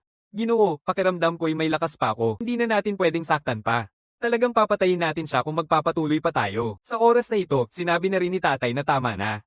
Humingi na sila ng tawad. Hindi talaga natin sila pwedeng patayin. Hindi naman talaga planong patayin ni Damian sila. Ngayon ay hindi pa ang tamang panahon para tuluyang kumontra sa pamilyang Blum. Kailangan pa rin niyang isaalang-alang ang pamilya. Natalo ni Damian ang mataas na ranggo ng kabalyero ng pamilya Blum. Pero kung hindi maresolba, magpapatuloy ang paghihiganti ng pamilya Blum. Sa oras na ito, mabilis na bumalik si Anes at nagtatanong kung ano ang nangyari. Nang makita si Anes, ang simbahan ay isang napakagandang protektibong payong. Marahil sa pagkakataong ito, matutulungan niya ako. Pagkatapos maunawaan kung ano ang nangyari, sinabi ni Anes na simple lang ang bagay na ito. Dahil tinulungan mo ang simbahan na pumatay sa madilim na salamangkero, maaari kang ideklara bilang isang kasapi ng alliance ng simbahan. Ang pamilya ninyo ay pamilya ng mga kasapi ng alliance. Nang marinig ito, sinabi ng ama ng ganito, maaaring maiwasan natin ang gantihan mula sa pamilya Blum. Pagkatapos, nagsalita si Damian, narinig mo rin ang usapan namin. Bumalik ka at sabihin sa Blum na ngayon ay kabilang na tayo sa alliance ng simbahan. Kung magpatuloy siyang maghiganti, tanggapin ang galit ng simbahan. Matapos paalisan ng mga kawal ng pamilyang Blum, tinawag ni ama ang isang pagtitipo ng pamilya. Hindi natin maaaring asahan na ganap na makikialam ang simbahan sa ating alitan sa pamilya Blum. Sa huli, hindi makikialam ng malalim ang simbahan sa mga problema sa pagitan ng mga may lupa. At alam ni Anes na tanging ang simbahan lamang ang makakapigil sa militar na paghihiganti ng pamilya Blum. Ibang mga aspeto na hindi na kayang makialam ang simbahan. Mahigpit na naintindihan ni Damian. Ngayon kailangan niyang humingi ng proteksyon mula sa mas mataas na mga noble. Ito ang pinakamainam na solusyon. Iwan mo na ang susunod sa akin. Isipin ko ang lahat ng paraan para mapakalma ang insidenteng ito. Count Hassan, patawarin niyo muna ako. Isang boses ng isang kawal ang nanggaling sa gilid. May isang tao mula sa pamilyang Gould dito. Naguluhan si tatay. Wala kaming pakialam sa pamilya Gould. Wala kaming koneksyon sa pamilya Gould kailanman. Pero sinabi nila na nag-utang ang batang master at nag-mortgage ng lupa. At ngayon, dumating na ang araw ng pagbabayad. Damian, totoo ba ang sinasabi niya? Isa ka pa ring walang kwentang gago. Humingi ng paumanhin ang alalay ng pamilya Gould sa pagpasok. Ngayon ang nakatakdang araw ng pagbabayad. Sa nakaraang buhay niya, ipinahiram niya ang lupa para sa pera upang mabuhay sa kasiyahan. Magkano pa ang utang ko na gintong barya? Ang orihinal na utang ay 200 gintong barya. Dagdag pa ang interes, ngayon ay 300 gintong barya na. Nagulat si Damian. Talagang isang masama siya noong nakaraang buhay. Tinitingnan ng naiilang na ekspresyon ni Damian, mukhang hindi ka makakalikom ng ganong karaming gintong barya. Kaya kailangan mong yumuko at humingi sa akin ng ilang araw pa. Naintindihan ng lalaki na hindi talaga kayang bayaran ni Damian. Gusto lang niyang makita ang ekspresyon ng mga mataas at makapangyarihang may lupa na nakikiusap sa kanya ng awa. Walang pag-aatubili, direktang pinabagsak ni Damian ang mga kalalakihang malapit sa kanya sa lupa. Pagkatapos ay kinuha niya ang isa pang kawatan. Nagulat ang katulong na Gold. Anong balak mong gawin? Gusto nilang pilitin akong yumuko. Pinoprotektahan ko lang ang sarili ko. Pagkatapos ay nilakad niya ang lalaki.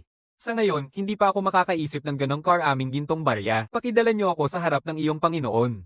Magbabayad ako sa ibang paraan. Matapos magpaalam sa kanyang pamilya, nagtungo si Damian sa Gold family. Makalipas ang ilang araw, nakarating siya sa Gold Estate. Tunay na karapat-dapat sa mansyon ng isang duke, napakaganda nito. Hindi nagtagal, pumasok si Damian sa silid. Ang nakababatang anak ni Count Hassan, si Damian. Sinasabi ng aking alalay na hinahanap mo ako. Sa totoo lang, umutang ako sa pamilya Gold, pero sa ngayon, wala akong kakayahang bayaran ito. Gusto kong bayaran ang utang sa ibang paraan. Ibig sabihin, sa pamamagitan ng pagkatalo sa panganay na anak ng pamilya Blum, si Sword King Michael. Ito ay nagpasindak sa lahat ng nasa paligid. Damian, mukhang alam mo ang ilang impormasyon mula sa loob. Sa ngayon, may nadiskubreng minahan ng ginto sa hangganan ng mga pamilya Gold at Blum. Ang ugnayan sa pagitan ng dalawang pamilya ay matagal ng masama, kaya nagkaroon ng ilang alitan. Ang resulta ng labanan ay nanalo si Sword King Michael sa pamamagitan ng napakalakas na lakas. Ito ang dahilan kung bakit lalong lumalakas ang pamilyang Blum habang palala ng palala ang posisyon ng Gold. Kung matutulungan ko ang Gold na maresolba ito, syempre matatapos din ang aking utang. Nabigla si Duke Gold. Talagang may tiwala ka sa sarili mo. Sabi-sabi, natalo mo ang ikalawang anak ni Blum. Ipinakita ni Damian na hindi ito chismis, kundi katotohanan. Talaga bang kaya mong talunin ang panganay na anak ni Blum, si Michael, sinasabing siya ang pinakabatang henyo. Kahit na malakas si Michael, mas malakas ako kaysa sa kanya. Isang kabalyero sa kanilang tabi ang sumigaw na hindi siya kapanipaniwala. Mukhang isang 15 o 16 na taong gulang na bata lang siya. Bukod pa rito, naghahanap si Lady Chelsea ng mga makapangyarihang mandirigma. Kahit ano paman, kayang hanapin ni Lady Chelsea ang perpektong solusyon. Nang marinig ito, tumingin si Damian sa kanya. Talagang marunong magpasimula ng gulo ang lalaking ito.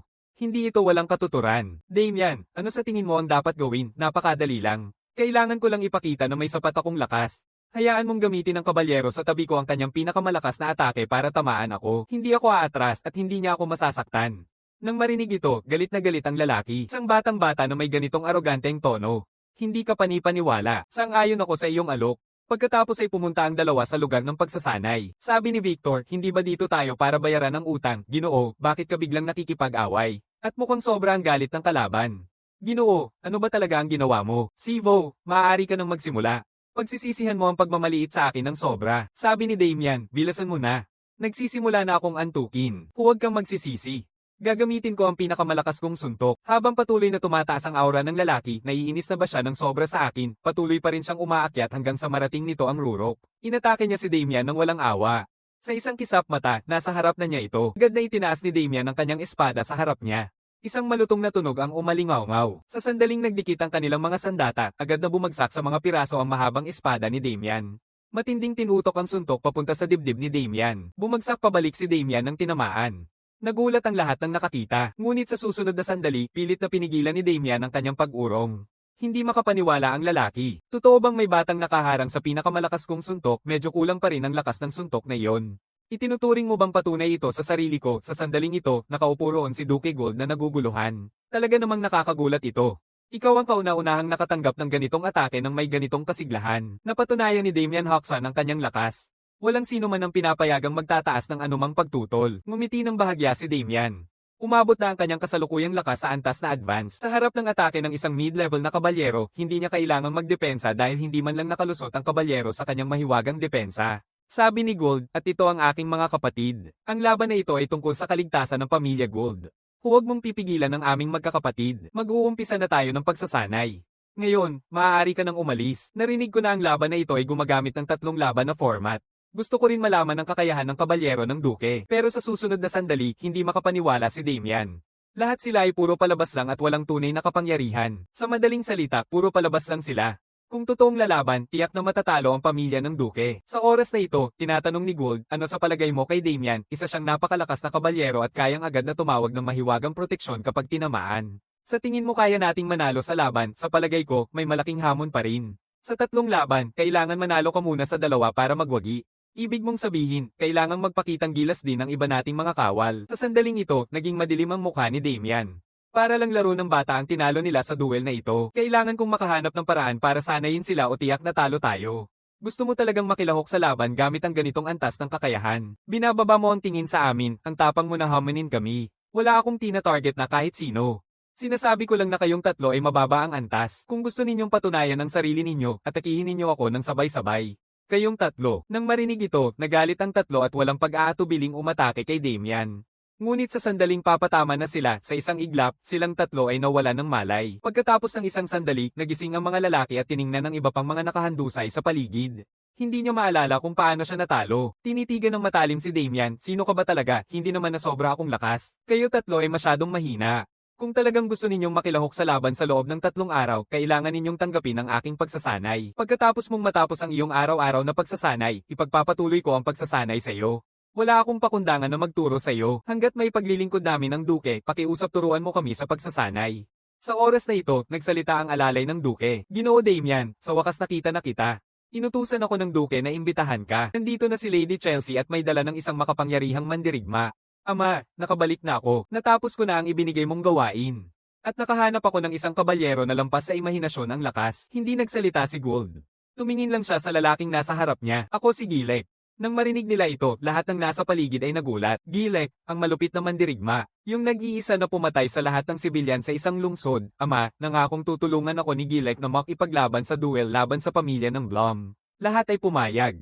Kung si Gilek, dapat mas malakas siya kaysa kay Haring Espada Michael. Magandang balita na handang ipaglaban ng pamilya Gold. Pero napili na ang isang kinatawan. Ipapakilala ko muna siya sa'yo.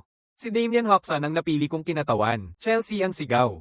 Ama, sinabi ko nang maghintay ka hanggang sa makabalik ako bago magpasya tungkol sa kinatawan. Sabi ni Gold na sinabi mo yon, pero hindi ko kailangan sang-ayunan. Nasa balagbag ang kaligtasan ng pamilya Gold. Hindi ako pwedeng basta-bastang palitan ang kinatawan. Ama, nagsasawa ka na, hindi ko pa naririnig ang tungkol kay Damian Hoxton. Talaga bang mapagkakatiwalaan na ipasa ang kapalaran ng pamilya sa isang hindi kilalang tao? Sabi ni Gold, kumpara kay Gilek, talagang walang reputasyon si Damian. Pero kayang-kaya ni Damian na tumagal sa buong lakas ng isang mid-level na kabalyero nang hindi tinatamaan kahit ng kaunting sugat. Ayaw mo lang tanggapin ang mga pagsisikap ko. Ikaw ang panganay na anak ng Duke na pinayagan kang maging bastos sa harap ng mga bisita at makipagtalo sa mga nakatatanda. Kahit ang mga nakatatanda ay maaaring magkamali sa paghuhusga. Nakita ito ni Damian na para bang medyo may tensyon ang relasyon ng ama at anak na babae. Chelsea, kahit ano pa ang sabihin mo, pag-uusapan ko ito sa iba. Maaari kang magpahinga muna. Bigla siyang natawa. Gilek. Ginoo, pareho lang tayo ng kasarian. Pwede nating ayusin ito sa paraan ng mga lalaki.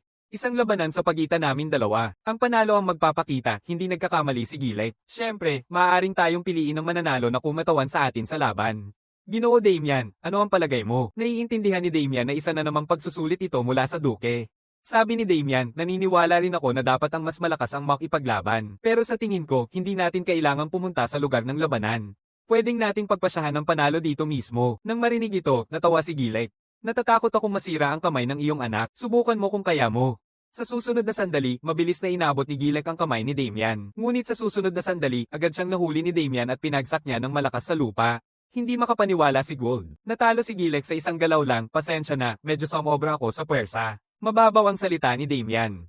Nagulat ang kawal na knight ni Gold. Habang papalapit na si Gilek para hulihin si Damian, sinaklawan ni Damian gamit ang kanyang braso at binuhat siya sa kanyang likod, ginamit ang lakas ng kalaban laban sa kanya. Ganyang klase ng teknika, talagang hindi basta-basta itong batang si Damian. Nang makaalis sa kanyang pagkagulat, unti-unting bumangon si Gilek. Paano mo nagawang gawin ito sa akin? Papatayin kita. Habang papalapit na siyang umatake kay Damian, biglang hindi na makagalaw si Gilek. Tinatangka mong humawak ng sandata sa harap ng Duke. Kung gusto mong mamatay, tutuperin ng matandang ito ang iyong hiling. Ang bigat ng kanyang aura, lubos na natakot si Gilek. Talagang karapat-dapat siyang maging kawal ng Duke. Tiyak na isang tunay na lakas ang matandang ito. Isa kang bisitang dinala ni Ginoong Chelsea. Sa pagkakataong ito, patawarin ko ang iyong kasalanan sa paghahawak ng armas bago ang Duke. Pero tandaan mo, ito ang una at huling beses. Gold ay pumalakpak. Bagamat may maliit na insidente, malinaw na ang resulta. Chelsea, nakita mo na. Ang pagpili kay Ginoo Damian ang pinakamagandang desisyon. Sabi ng Ivo ng kabalyero sa tabi nila, hindi ito patas. Hindi siguro nakapagpahinga ng maayos si Gilek mula sa kanyang paglalakbay. Kung pareho silang nasa pinakamagandang kalagayan, tiyak na panalo si Gilek. Ang pinakamahalaga, eksperto si Gilek sa armas, hindi sa walang armas na laban. Nang marinig ito, sumang-ayon din si Chelsea.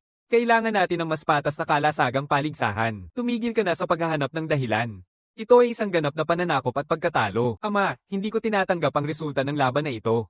Chelsea, tumahimik ka. Ito ay laban para sa kaligtasan ng pamilya, hindi para magpasiklab ng galit. Nang marinig ang sigaw ng kanyang ama, napagtanto ni Chelsea na lampas na siya sa hangganan. Pasensya na.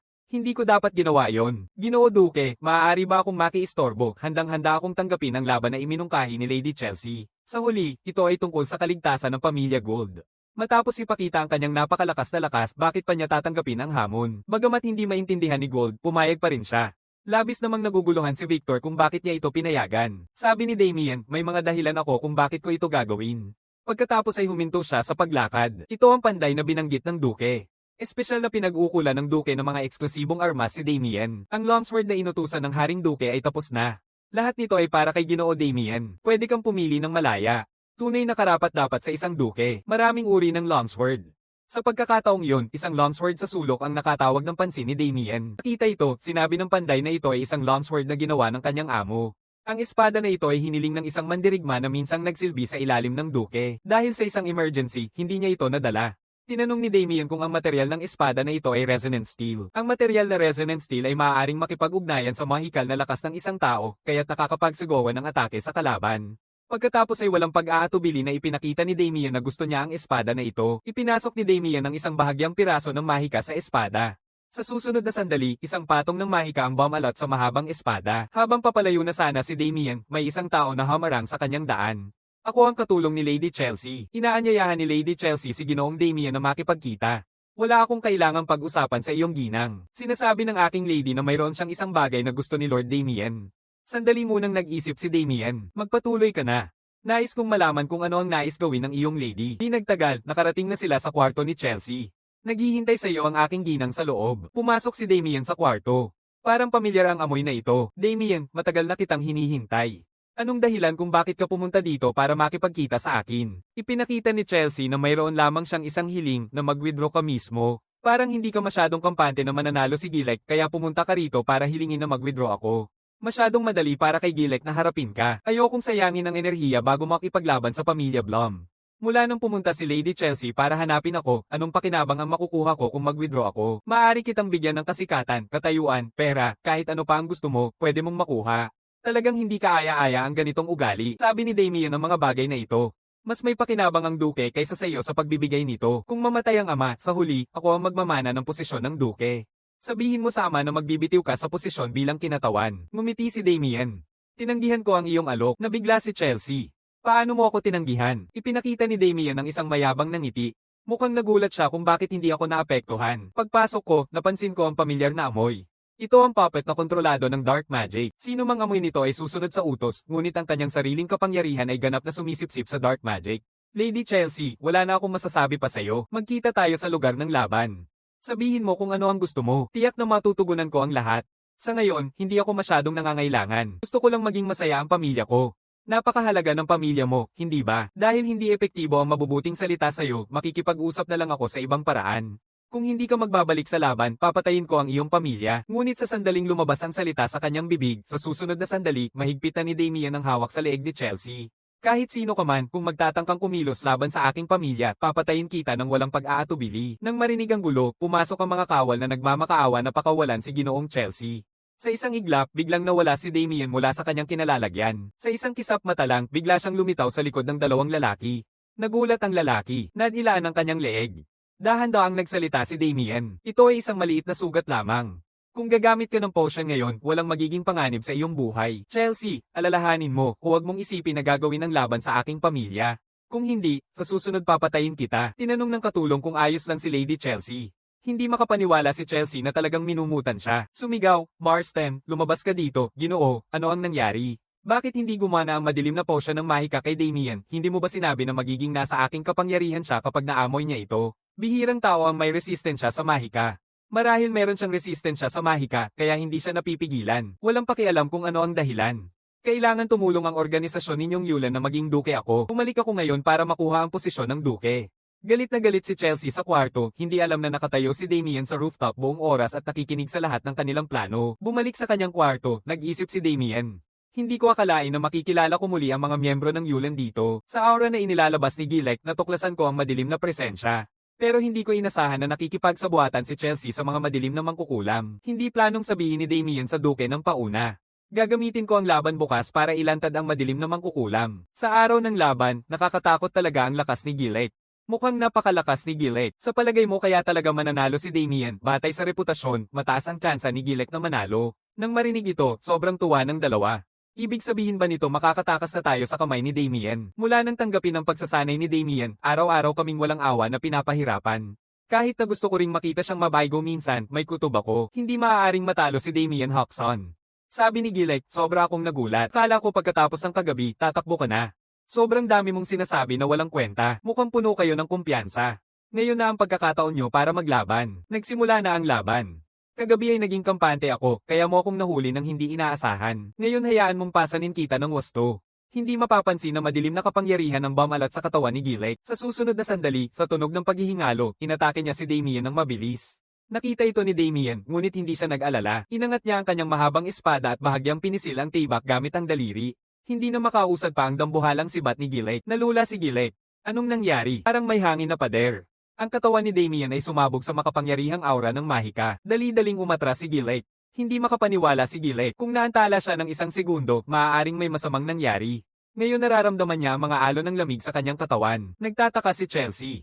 Bakit ang kakaibang mukha ni Gilek? Medyo nagulat ang Duke, pagkatapos ay ngumiti. Mukhang pamilyar ang kakayahang ito. Sa sandaling ito, nais lang ni Gilek na tapusin agad ang laban, nag-iisip na manalo sa bilis. Patuloy na nag-i-inject si Damian ng mahikal na lakas sa kanyang mahabang espada, saka ito pinukol. Hindi nakikita ni Gilek ang mga ataking mahika na sumabog sa kanyang katawan. Nang walang palugit na makapag-isip si Gilek, walang sawang nagpatuloy si Damian sa pag-atake. Tanga! Kung may lakas ka, makipagsuntukan tayo ng patas at tapat, sabi ni Damian, ang hanggal na tao. Ito ang tunay na teknik sa musika ng espada, isang paraan ng atake na nilikha ng dating santo ng espada na pinagsasama ang kasanayan sa espada at mahikal na kapangyarihan. Bago si Damian, nag-api si Gilek ng isang panig. Di nagtagal, nagsimula nang lumabas ang itim na aura mula sa katawan ni Gilek. Naging gulat ang lahat sa paligid dahil biglaang nailabas ni Gilek ang orihinal na itim na aura. Nakikita ito, bahagyang ngumiti si Damian. Sa wakas ay ipinakita ang iyong tunay na anyo, nagsimulang makaramdam ng takot si Chelsea. Yung gago, si Gilek na nag-expel ng madilim na mahika, ang kanyang katawan ay nagsimulang tumanda ng mabilis. Di nagtagal, naging matanda na siya. Ito ay dahil naubos ng madilim na mahika ang kanyang lakas ng buhay. Sa sandaling ito, nagmukhang naguguluhan ang Duke. Paano naging ganito si Gilek? Ito ay resulta ng paggamit ng madilim na mahika. Pinahusay ng madilim na mahika ang kanyang katawan at lakas. Lahat ng nasa paligid ay nagulat. Paano nagagamit ng tao ang madilim na mahika? Ginoo Damian, hindi ka mukhang nagulat. Alam mo na ba, alam ko na kahapon, pero gusto kong mahuli muna ang mastermind bago sabihin sa'yo. Nagulat ang Duke. Ibig mong sabihin may isang mastermind. Oo, Ginoo Gould. Nakapasok na ang mastermind sa mansyon ng Duke, at ang taong nakikipagsabuatan sa madilim na mangkukulam ay si Lady Chelsea. Nang marinig ito, agad na nagpanik si Chelsea at sumigaw na wala siyang alam tungkol dito. Galit na galit ang Duke. Paano mo nagawang dalhin ang isang madilim na mangkukulam sa mansyon ng Duke? Pagkatapos ay sumigaw si Gould na hulihin ng mga sundalo siya. Isarado ang lahat ng may kaugnayan kay Lady Chelsea. Nagsimula nang magpanik ang puso ni Chelsea. Kung mahuli siya, lahat ng plano niya ay mabibigo. Sumisigaw, mga bantay ko, agad na magligtas sa akin. Pagkatapos nagsimula ng mag-away ang mga bantay mula sa magkabilang panig, Gould ay nagsalita ng galit. Inaresto ni Hilky si Lady Chelsea. Sabi ng nakatatandang nasa likod niya, bilang utos mo. Sa gitna ng kaguluhan ng lahat na naglalaban, dahan-daang nilakad ng nakatatandang iyon ang unahan. Lady Chelsea, tumakbo ka agad.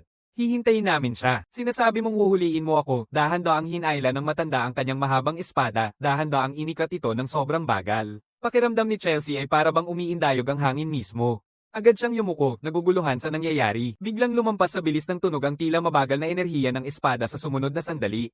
Agad na pinatay ang dalawang lalaking nasa harap. Lady Chelsea, magpasuko ka na lang. Ang mga mata ni Chelsea ay puno lamang ng takot. Sumisigaw, Sivo, dali mong iligtas ako. Nang marinig ito, unang nanlaki ang mata ni Sivo. Palaging pinaramdam ni Lady Chelsea ang kanyang kabutihan. Hindi niya kayang panoorin siyang mamatay. Sa susunod na sandali, determinadong hinarang niya ang daan ni Chelsea. Nang makita ito, bahagyang tumango si Damian. Ang tanga mo. Sivo, malaki ang naitulong mo sa pamilya ng Duke. Gusto mo bang maging kaaway ng Duke? Palagi kang pinahahalagahan ng Duke. Gusto mo bang maging kaaway ng Duke para sa isang madilim na mangkukulam? Kung ipipilit mong gawin ito, wala na akong magagawa kundi kitilin ka dito. Nang marinig ito, nakabawi si Sivo ng kaunting katinoan. Yumuko si Sivo at sumuko na sa paglaban. Hanggang sa dinala si Chelsea, paulit-ulit niyang sinasabi na inosente siya at ang kanyang ama. Sabi ni Gould, inutil ka lang. Halos na ninyong wasakin ang buong pamilya Gould. Kung malaman ito ng simbahan, lahat ng gold ay papatayin. I-lock si Chelsea sa kulungan. Bahagyang ngumiti si Damien, nakipagsabuatan sa mga madilim na mangkukulam at sinubukang saktan ng aking pamilya, kailangan kitang puksain.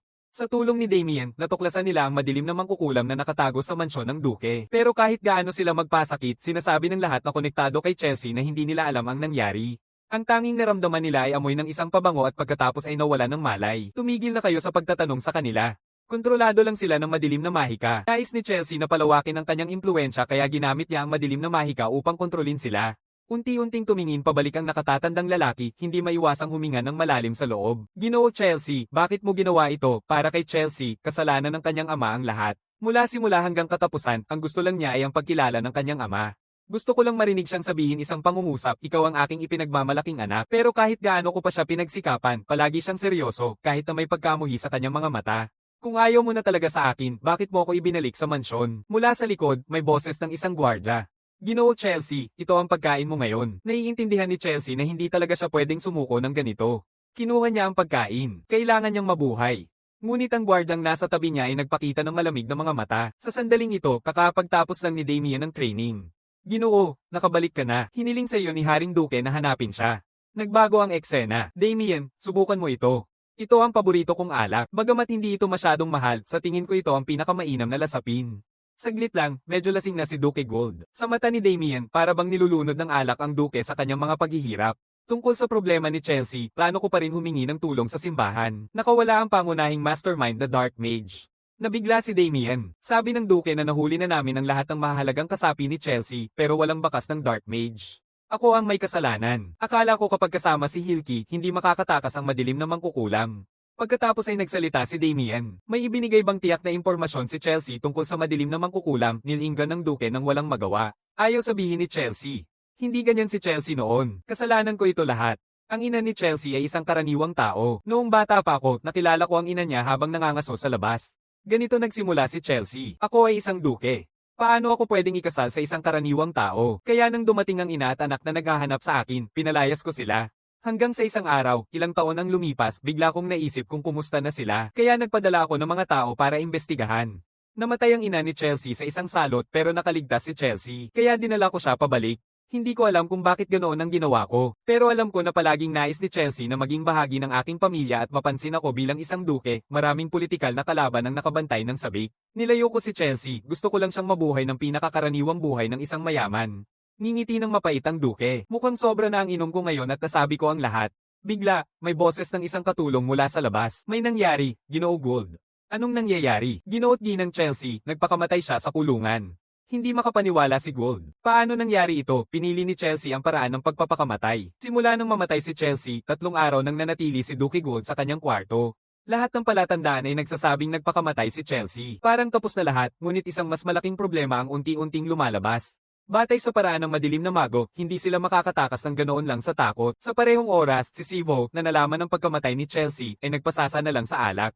Paulit-ulit niyang sinasabi na kasalanan niya lahat ito. Dapat sana ay inalagaan kita ng buong buhay ko. Malabo nang maalala ni Sivo ang unang pagkikita nila ni Chelsea. Tinanong ni Chelsea kung binigay niya ang mga bulaklak na ito kay tatay. Masaya kaya si tatay? Sa sandaling iyon, pumasok si Lady Chelsea sa kanyang puso. Puno si Sivo ng pagsisisi. Hindi na niya muling makikita si Lady Chelsea.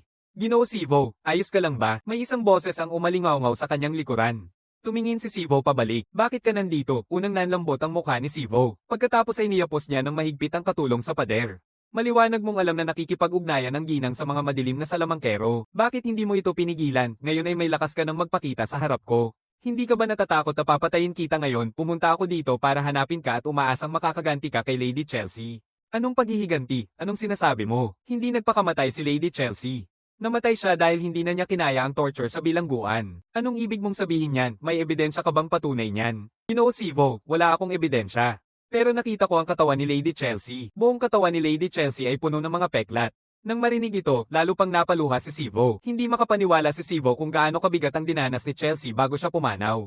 Sabi ng katulong, siguro gusto ng duke na itago ang katotohanan na sila ang pumatay kay Lady Chelsea. Kaya ginamit nila ang pagpapakamatay ni Lady Chelsea bilang dahilan. Ginoo Sivo, pakiusap, tulungan mo si Lady Chelsea na maghayganti sa duke. Magtulungan tayo na wasakin ng pamilya Gold.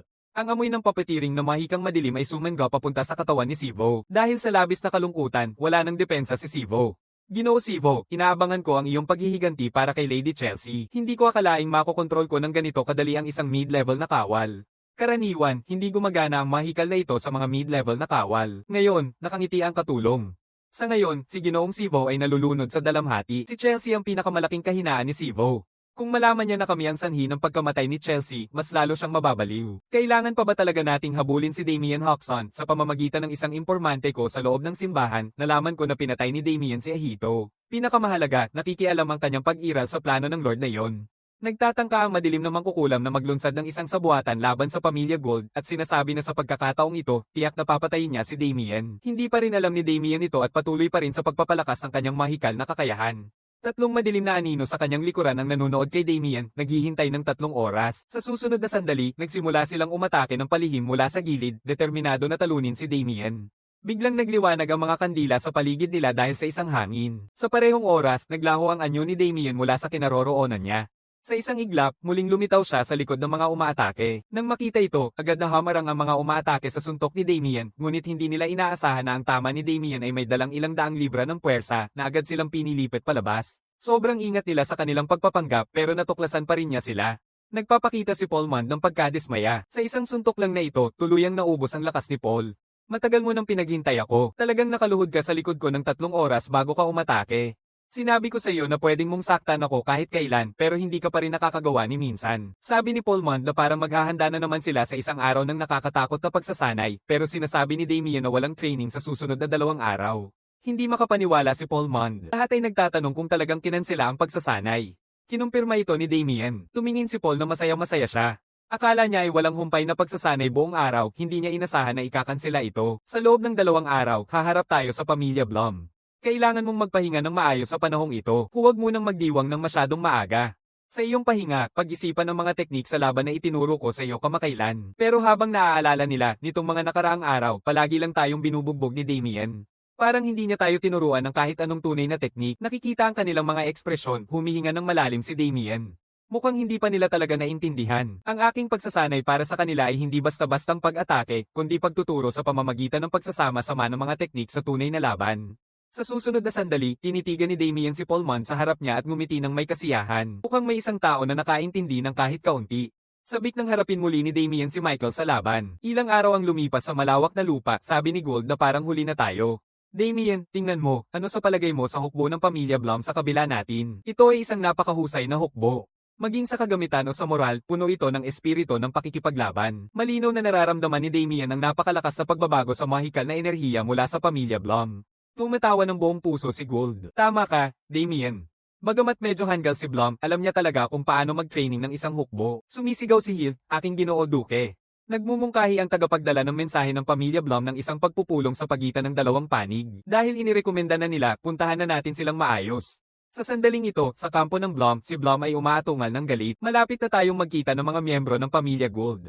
Gaano pa katagal ang plano mong matulog? Tamad na boses ang sumagot, tatay, ang ingay mo sobra.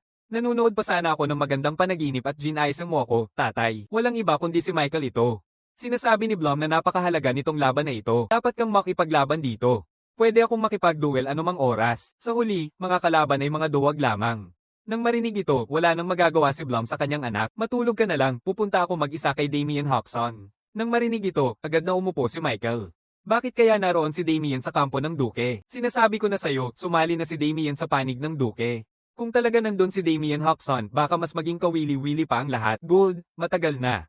Nagkasundo tayo sa oras ng pagkikita at huli ka na talaga, Blum. Duke Gold, maliit na bagay lang ito. Siguradong hindi ka magagalit sa isang bagay na ganito kaliliit. May tensyon na ang dalawa mula pa sa kanilang unang pagkikita. Sir Hill, matagal na kitang hindi nakita. Sabi ko na sa'yo dati na magiging boring ang pagsunod sa Duke. Dapat sumali ka na lang sa pamilya ng Blum. Sinasabi ni Hill na iaalay niya ang kanyang buhay sa Duke. Sa pagkakataong ito, mausisa namang tanong ni Blum kung sino siya. Sinasabi ni Gold na si iyon ay si Damien Hoxon. Nagulat si Blum. Si Damien ay isang binatilyo lang. Siya ang nakatalo kay Brian. Kung magkakaroon ako ng pagkakataon, nais ko siyang turuan ng leksyon mismo. Ngunit nang madama ko ang mahina niyang aura, nagpakita si Blum ng gulat na ekspresyon. Sa totoo lang, nararamdaman ko ang isang mapanganib na presensya mula sa kanya. Nararamdaman ko ang parehong aura mula sa kanya tulad kay Michael. Tumatawag siya para lumabas si Michael. Narinig ito ni Michael at nagmamurmur, "Ama, ilang beses na kitang sinabihan na masyadong malakas ang boses mo." Nang makita ni Michael si Damien, tuluyang napatras siya sa sobrang gulat. Pagkatapos, ipinapakita niya ang isang ekspresyon ng labis na kasiyahan. Sa wakas, nakatagpo ako ng kalaban na karapat-dapat sumugod gamit ang aking espada, Damien Hawkson. Mabilis siyang pinigilan ni Blom at dahil sa paalala ni Blom, nakalabas si Michael sa kanyang takot. Nakikita ito, nagsasalita si Hilt, ang paghila ng armas habang nakikipagnegosasyon ay labis na kawalang galang. Sinasabi ni Gould na ang pagtuturo ng espada sa mga may katungkulan bago ang isang laban ay isang seryosong krimen. Sabi ni Blom, gawa lang ito ng hanggal na anak ko. Hindi na kailangan gawing malaking bagay. Pero hindi balak palampasin ni Gould ito. Paano mo balak akuin ang responsibilidad dito? Tinitigan ni Blom si Michael, nagtatanong kung bakit ganoon na lang ang pagkalito ni Michael. Sa mata ni Michael, parang isang hayop mula sa kailaliman si Damien. Pakiramdam ko'y para na akong naging biktima habang nakatitig sa kanya. Malinaw na ayaw ni Gould palampasin ang magandang pagkakataon na magpasimula ng gulo. Dahil nangyari na ito, hindi na ako gagamit ng masyadong ingay tungkol dito. Malinaw na hindi makapaniwala si Blom na papayagan ni Gould na makalampas ito ng ganoon lang. Tiyak na, sinasabi ni Gould na gusto niyang magdagdag ng bagong hamon sa laban. Nakikita ang kampi ni Gould na may kampi, kahit ano pa ang mga pusta, tinatanggap namin ng buong pamilya Blom ang lahat. Mag-ayos na tayo dito sa lugar ng duel. Pagkatapos ay naghahanda na siyang umalis. Tatawag si Blom kay Michael na nasa gulat pa rin, aalis na tayo. Nakikita si Blom na nasa hindi pabor, labis na natuwa si Gould. Magkita tayo sa laban. Pagkatapos umalis ni Blom, tinanong ni Gould kung bakit hinawakan ni Michael ang espada niya laban sa iyo. Wala akong ideya kung bakit siya nag-react ng ganito kalakas. Sa totoo lang, medyo nagulat si Damien. Sa totoo lang, nakabuo na si Michael ng isang pang-anim na pakiramdam para sa laban. Sa parehong oras, humarap si Michael ng matindi kay Damien. Bakit kakahapon lang naglabas ng espada, nilalabag nito ang mga tabo sa pagitan ng mga maharlika? Anak, nakita mo ba, Damien Hawkson? Nang makita niya akong maglabas ng espada, ngumiti na lang siya na parang alam niyang gagawin ko ito. Sa narinig niya, sobrang nabigla si Blom. Ngunit sa susunod na sandali, ipinakita ni Michael ang isang masiglang ekspresyon. Hindi pa ako nakatagpo ng kalaban na ganito ako naiintriga. Hindi pa maisip ni Blom. Ito ang kauna-unahang pagkakataon na ipinakita ni Michael ang ganitong ekspresyon mula nang siya ay ipanganak. Pasensya na kung na-excite ako ng sobra. Paano mo nalutas ang sitwasyon na naidulot ko? Huwag kang mag-alala. Anumang pusta ang idagdag, ang huling panalo ay para lamang sa atin, ang pamilya Blom. Malapit nang magsimula ng opisyal ang laban. Napakahalaga ng unang laban. Nakakaapekto ito sa morale ng sundalo. Habang iniisip ni Gould ang ayos ng mga mandirigma, may boses na nanggagaling sa likod. Si Sebastian Vincent. Si Master Damien ay inilalagay upang harapin si Michael. Maaari akong magrekomenda ng kandidato para sa unang laban. Tumingin si Damien pabalik sa tatlong tao. Huwag lang magrerekomenda ng isa sa tatlo, ayos lang. Sabi ni Damien, sang-ayon ako sa panukala ni Sir Vincent. Bumaling si Vincent sa kanya nang may pasasalamat at sinabi, ang aking rekomendasyon para sa unang mandirigma ay ang aking anak na si Fabian. Sinasabi ni Fabian na tiyak na hindi niya bibigwin ang inaasahan ng kanyang ama at mananalo siya sa laban para sa Lord Duque. Narinig ko na ang anak ni Vincent ay isang mandirigmang may malaking talento rin. Inaasahan kong magdadala siya sa atin ng tagumpay. Nagtatampo ang ekspresyon ni Damien. Ang kabalyerong ipinadala ng pamilya Blom ay nagngangalang Ronald. Tinitigan ni Fabian ang lalaking nasa harap niya. Ako si Kabalyer Fabian, naglilingkod sa pamilyang Gould. Sabihin mo ang iyong pangalan. Ang pangalan ko ay Ronald. Isa lamang akong karaniwang tao. Nang marinig ito, naging galit si Fabian. Isang karaniwang tao lang ang may lakas ng loob na makisali sa laban ng mga kawal. Sa susunod na sandali, nawala na si Fabian sa kanyang kinalalagyan. Isang anino ang bumulusok papunta kay Ronald. Nagulat ang mga sundalong nanunood mula sa labas. Talagang nakakatakot ang bilis ni Kabalyero Fabian. Sa isang kisap mata lang, bumaba na ang taybak papunta kay Ronald. Sa uling sandali, madali niyang naiiwasan ang atake. Nabibigla si Fabian kaya't inayos niya ang ritmo ng kanyang atake. Libo-libong saksak ang sumugod mula sa iba't ibang direksyon. Ngunit madali pa rin ni Ronald na mapigil ang lahat.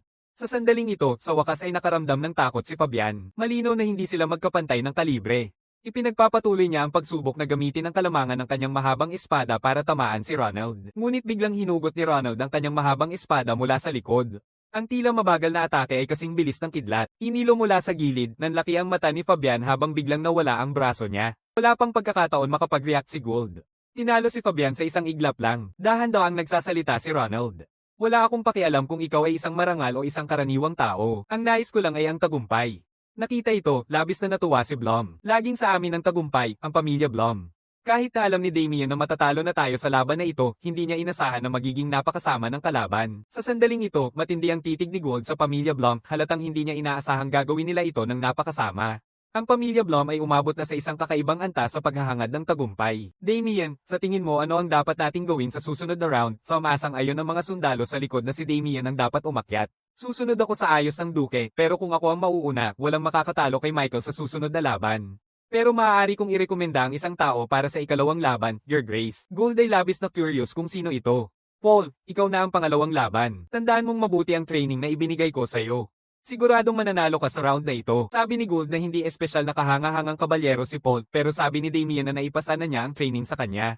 Siguradong panalo si Paul sa laban na ito. Huwag mag-alala, Ginoo.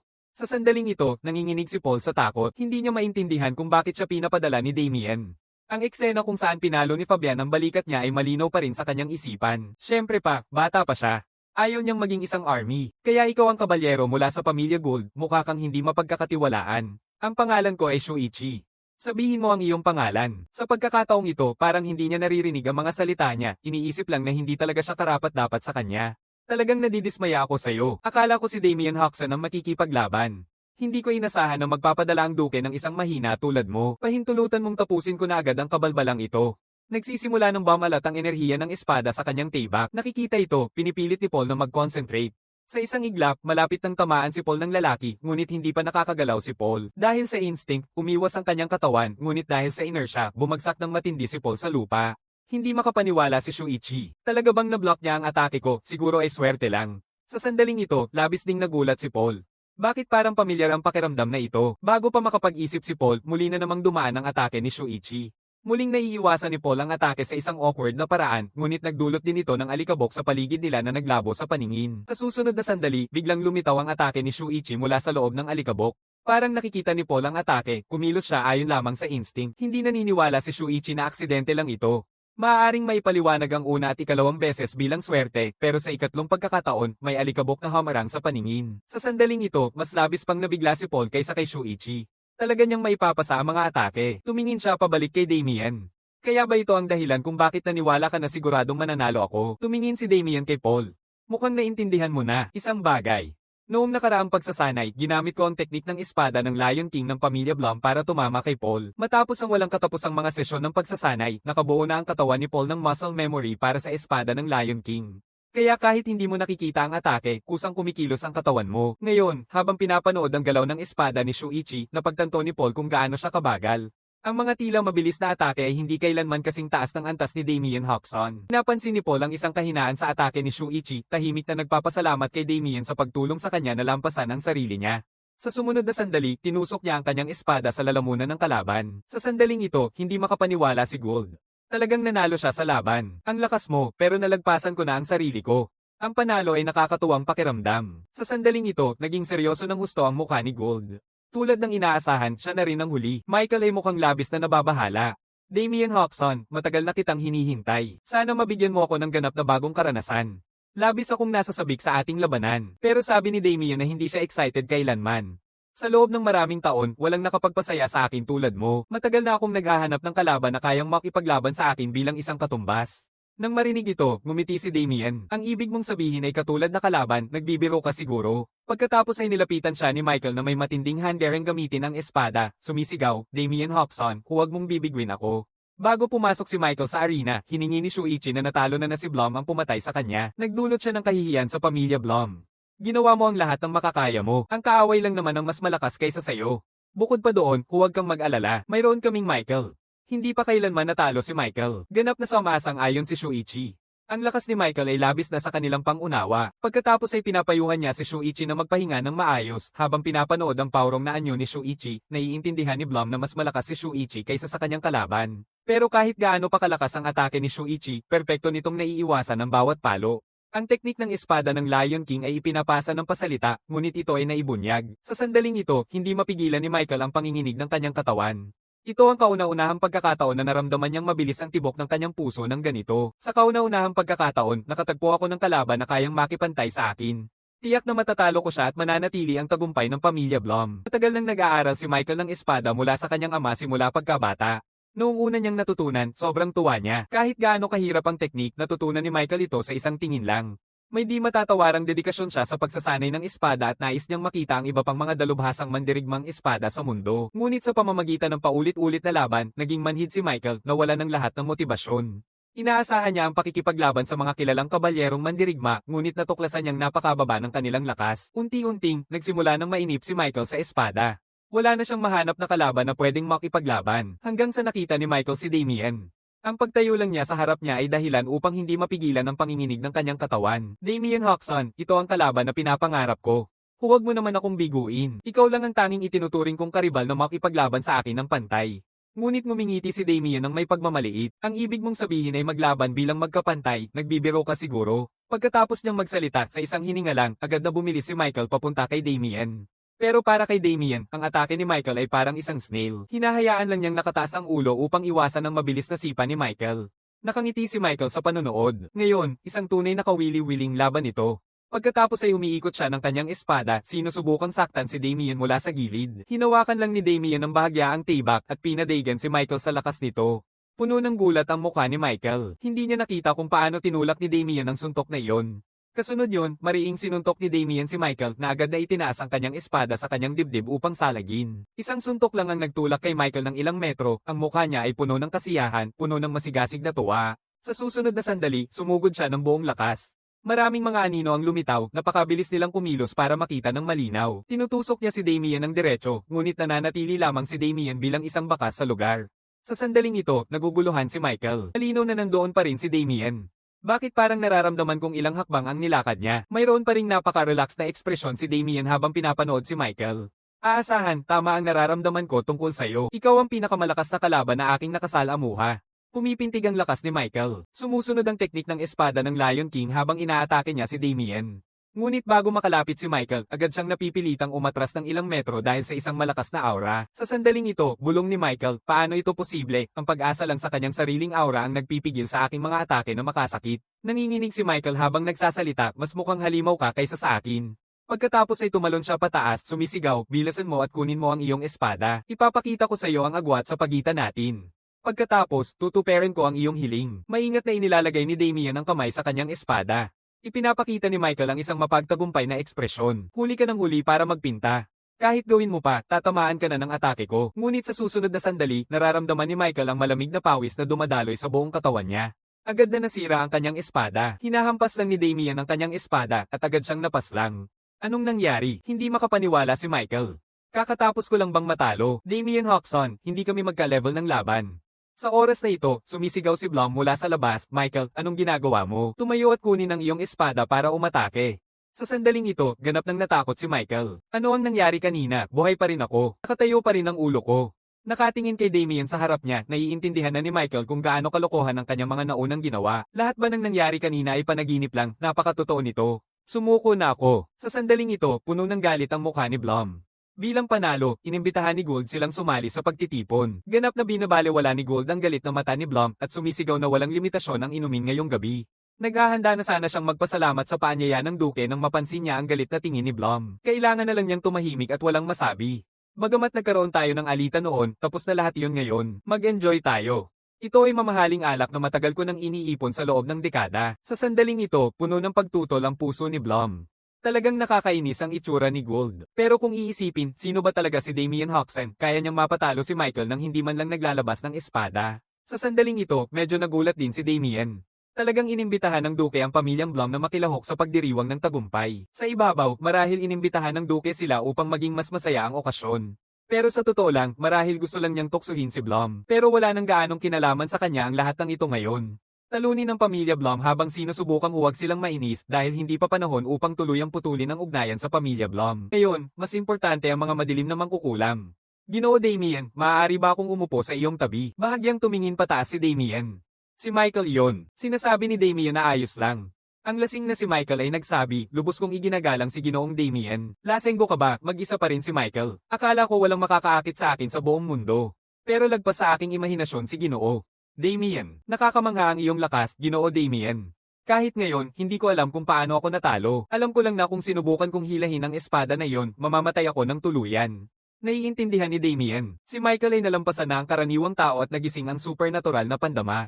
Sa kanyang pandama, dinadala niya ako sa kanyang dimensyon para sa isang babala, at sa inaasahang laban, nagbigay ng babala ang kanyang supernatural na pananaw. Higit na mataas ang antas ni Damien kaysa kay Michael, kaya nararamdaman ni Michael ang takot na mapatay.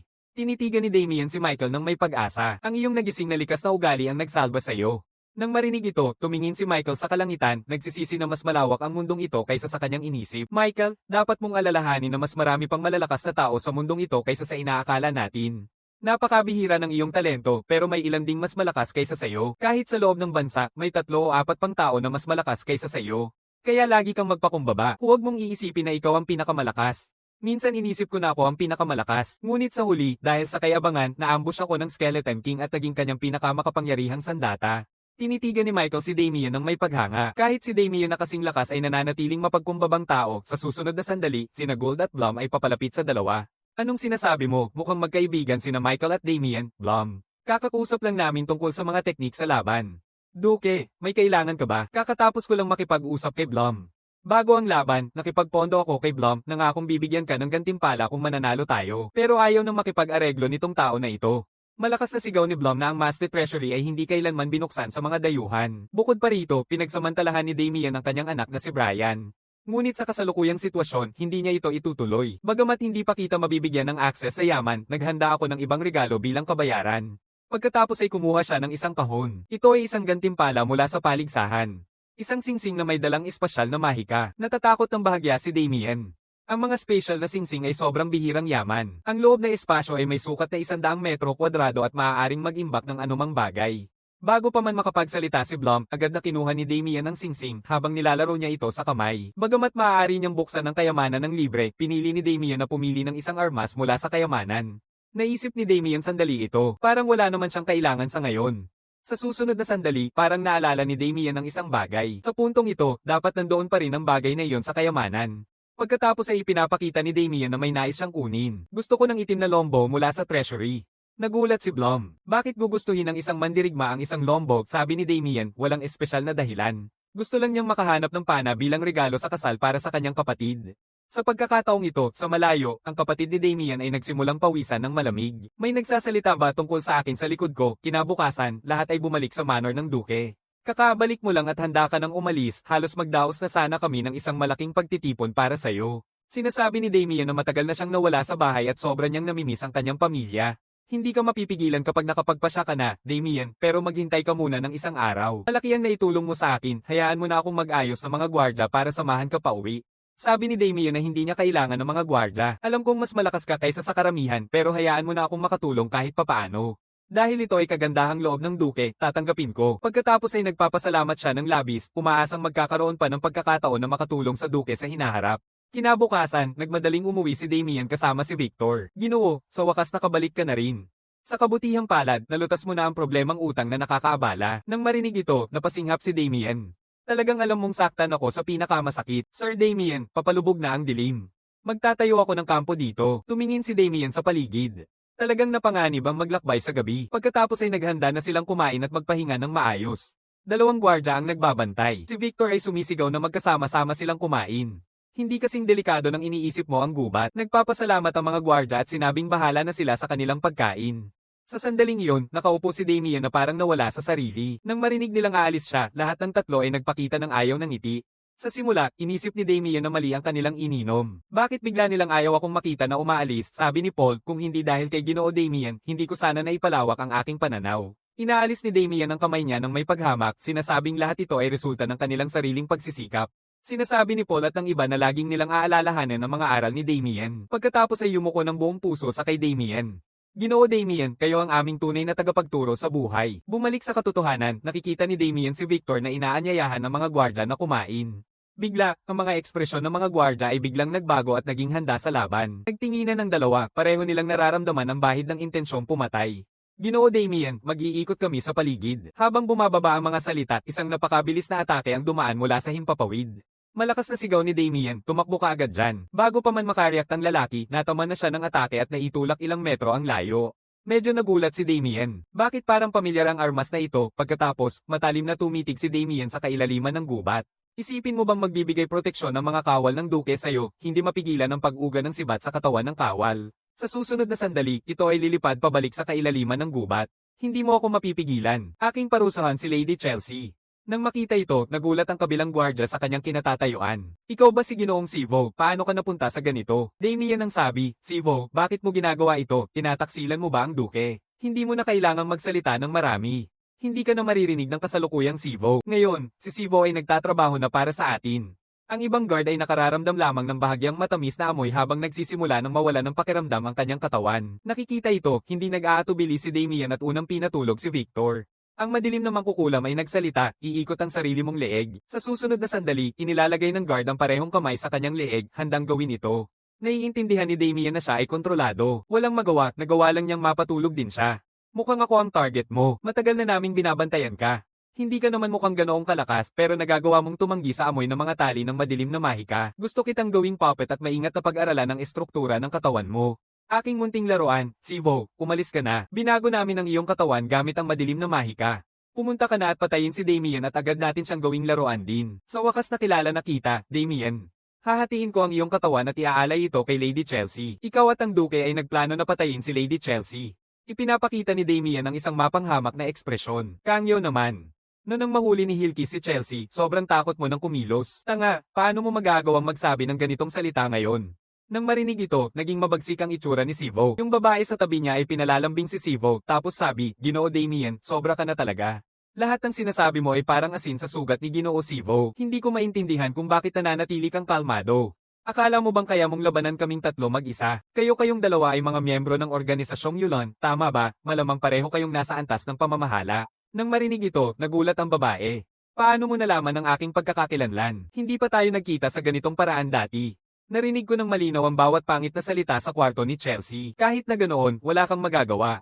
Sivo, patayin mo siya. Sa susunod na sandali, ang sobrang bilis na atake ni Sivo ay bumulusok papunta kay Damian.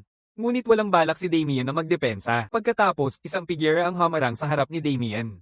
Nagdulot ito ng pagkabigla sa Dark Mage. Pagkatapos ay tinutulak niya palayo ang atake ni Sivo. Bahagyang ngumiti si Damian. Mukhang nagkakaroon ka ng maling akala. Hindi na ako nakapaligid sa iyo, kundi nahulog ka sa bitag namin. Walang iba kundi si Vincent. Noong una, sinabi ni Damian sa Duke na gusto niyang umuwi. Sinabi ng Duke na nawala na si Sivo. Palagi siyang may espesyal na damdamin para kay Chelsea, kaya nag-aalala ko na baka siya ang makasakit sa iyo. Sinabi ni Damian na mag-iingat siya. Sabi ng Duke, mas importante pa, nag-ambala mo ang plano ng Dark Mage. Malaki ang posibilidad na ikaw pa ang kanilang target, kasama ko ang proteksyon ni Hilky. Hindi daring aatakihin ako ng Dark Mage. Kaya para sa iyong pag-uwi ngayon, nag-ayos din ako ng katulong para sa iyo. Ito ang pinakamahusay na tao na naipili ko. Medyo nagulat si Damian. Si Sir Vincent ay nasa tuktok ng mid-tier. Lahat ng iba ay may mga gawain. Si Vincent lang ang kasalukuyang walang ginagawa. Lubos ang pasasalamat ni Damian na tinanggap niya ang proteksyon ng Duke bilang kanyang bantay. Sa sandaling ito, puno ng gulat ang mga Dark Mage. Hindi nila inaasahan na may plano palang ganito ang Duke sa malayo pa lang. Bagamat sinabi ng Duke na ito ay para sa aking proteksyon, naiintindihan ni Damian na ginagamit siya bilang panakot. Sa sandaling ito, sabi ni Sivo, Vincent, matagal na tayong hindi nagkita. Sivo, naglalakas loob kang makipagsabuatan sa mga Dark Mage. Nandito ako, hindi ko talaga hahayaang saktan si Sir Damian. Sabi ni Sivo, kailangan kong mag-highganti para kay Lady Chelsea. Si Damian at ang Duke ang nagplano na patayin si Lady Chelsea. Ang sugat ang itsura ni Lady Chelsea. Kailangan niyang pinagdaanan ng hindi makataong pagpapahirap. Hinding-hindi kita makakalimutan. Sa sandaling ito, ngumingiti ng may pakitang tao ang madilim na mago. Ganap nang nasa kanilang kontrol si Sivo. Huwag kang mag-alala. Pagkatapos kong patayin si Damian, isasama ko na rin ang Duke sa kanya. Vincent sabi, Sivo, nagkakagulo ka na ba? Gusto mo pang patayin ang Duke? Sa sandaling ito, nakatitig si Damian ng matindi kay Sivo. Hindi niya inaasahang kontrolado si Sivo. Galit na galit si Vincent. May lakas mong magsalita tungkol sa pagpatay sa Duke. Talagang nakakainis ito. Tumingin si Damian kay Vincent sa tabi niya. Totoo nga ang tuktok ng mid-tier na aura. Nakita ito, hindi nagpapakita si Sivo ng anumang palatandaan ng pagkabahala at tinatapon ng kanyang kamiseta. Ipinapakita ng mukha ni Vincent ang hindi paniwalaan. Talagang kusang loob na ibinente ni Sivo ang kanyang kaluluwa at inubos ang kanyang buhay upang makamit ang kapangyarihan. Nabaliw ka na ba? Ibinigay mo na ang buhay mo sa madilim na mahika. Iba ang paraan ni Sivo sa pagpapalakas ng kanyang kapangyarihan kumpara sa iba. Inuubos niya ang kanyang buhay sa loob lamang ng 3 buwan kapalit ng napakalakas na pisikal na potensyal. Sa sandaling ito, ang aura ni Sivo ay unti-unting umaakyat sa nakakatakot na bilis. Ang kapangyarihang ito ay bahagyang nagpapanginig sa kanilang dalawa. Nitong aura na ito, nakaabot na ba si Sivo sa mataas na antas ng pag-iral? Sivo ay sumisigaw ng malakas, huwag mag-alala. Mabilis lang ito matatapos. Hindi ka makakaramdam ng sakit. Naglalaman ng nakakatakot na aura, sumugod siya, inaatake si Damian at ang iba pa. Ang suntok na ito ay ganap na Samaire sa kalahati ng kagubatan. Pagkatapos ng ilang sandali, nakatayo pa rin si Damian sa lugar. Parang siya'y ganap ng baliw. Ganap na naging magulo ang kanyang mga atake. Nakikita ang baliw na ekspresyon ni Sivo, kailangan ko siyang patayin dito. Nabigla si Sivo. Paano nang walang epekto ang atake ko? Sivo, gaano mo ako minamaliit para gumamit ng ganitong mababang klase ng atake, hindi lang ako isang pasugad-sugod na walang kwentang ulo. Ginoong Damien, hahadlangan ko si Sivo. Maaari kang umuwi muna sa manor ng duke para humingi ng tulong. Damien ay nagulat ng kalahating segundo. Vincent, kailangang magtiyaga ka hanggang sa makabalik ako. Pagkatapos ay kinuha niya si Victor sa tabi niya. Nang walang pag-aatubili, tumakbo siya patungo sa teritoryo ng duke. Nang makita ito, nagulat ang madilim na mangkukulam. Talagang hindi ko akalain na tatakbo ng ganito kabilis ang lalaking ito. Ang dalawa ay walang tigil ding humabol kay Damien. Malakas na sigaw ni Sivo, Damien, huwag mong akalain na makakatakas ka sa akin. Nagsimula siyang tumakbo upang habulin. Biglang may isang espada na sumugod mula sa gilid. Nakikita ito, agad na itinaas ni Sivo ang kanyang sibat upang harangan ang atake. Sivo ay sumigaw ng malakas, Vincent, naninira ka bang pigilan ako? Ako ay isang kabalyero na nanumpa ng katapatan sa duke. Hanggang ngayon, hindi ka pa rin natatakot na magsalita tungkol sa pagpatay sa duke sa harap ko. Pinatay ng duke si Chelsea. Hindi mo kailangang maintindihan ang aking sakit. Isusunod ang isang malakas na sigaw na umaalingaw sa kagubatan. Nagsusumamo si Damien, mukhang nagsimula na si Sir Vincent na makipaglaban. Biglang may dalawang anino na mabilis na dumaan sa langit.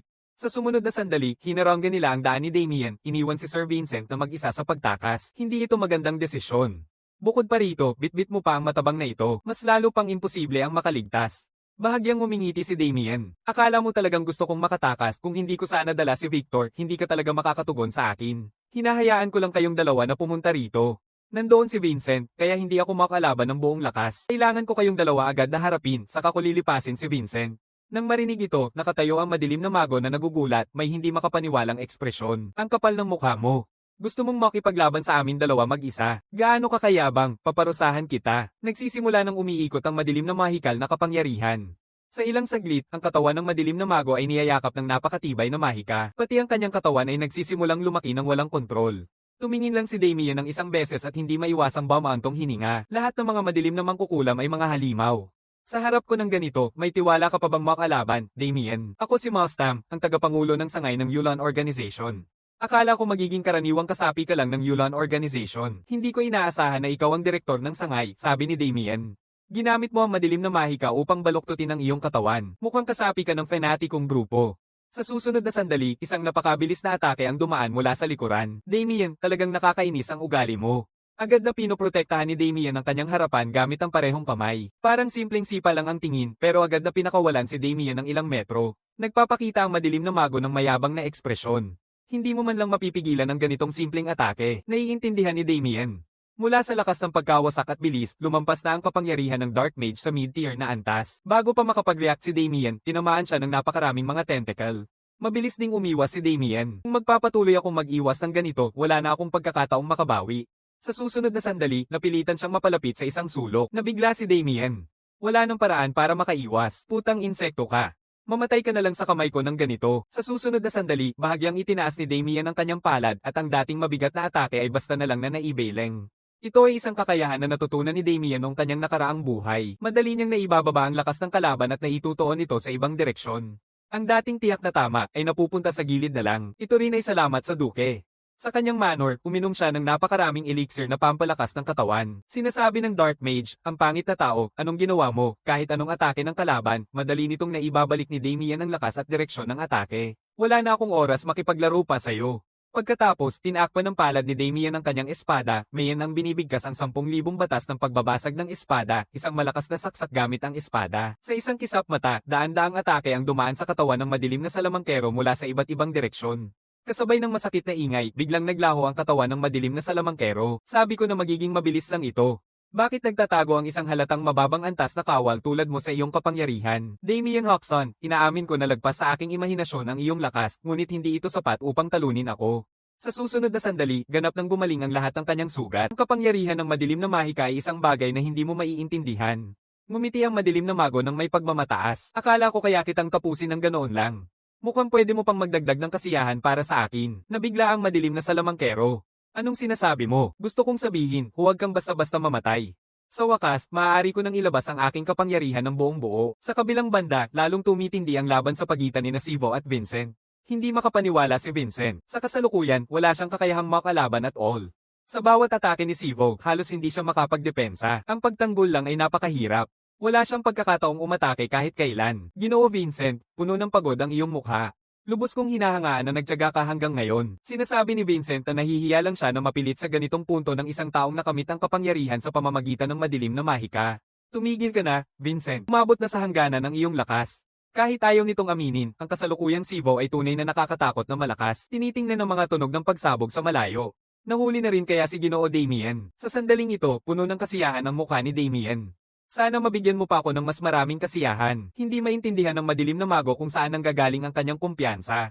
May malapit ng mamatay na tao na nakikipag-usap pa rin sa akin ng may kayabangan. Sa susunod na sandali, nagsisimula ng mag-ipon ng madilim na lakas ng mahika mula sa bibig ng lalaki.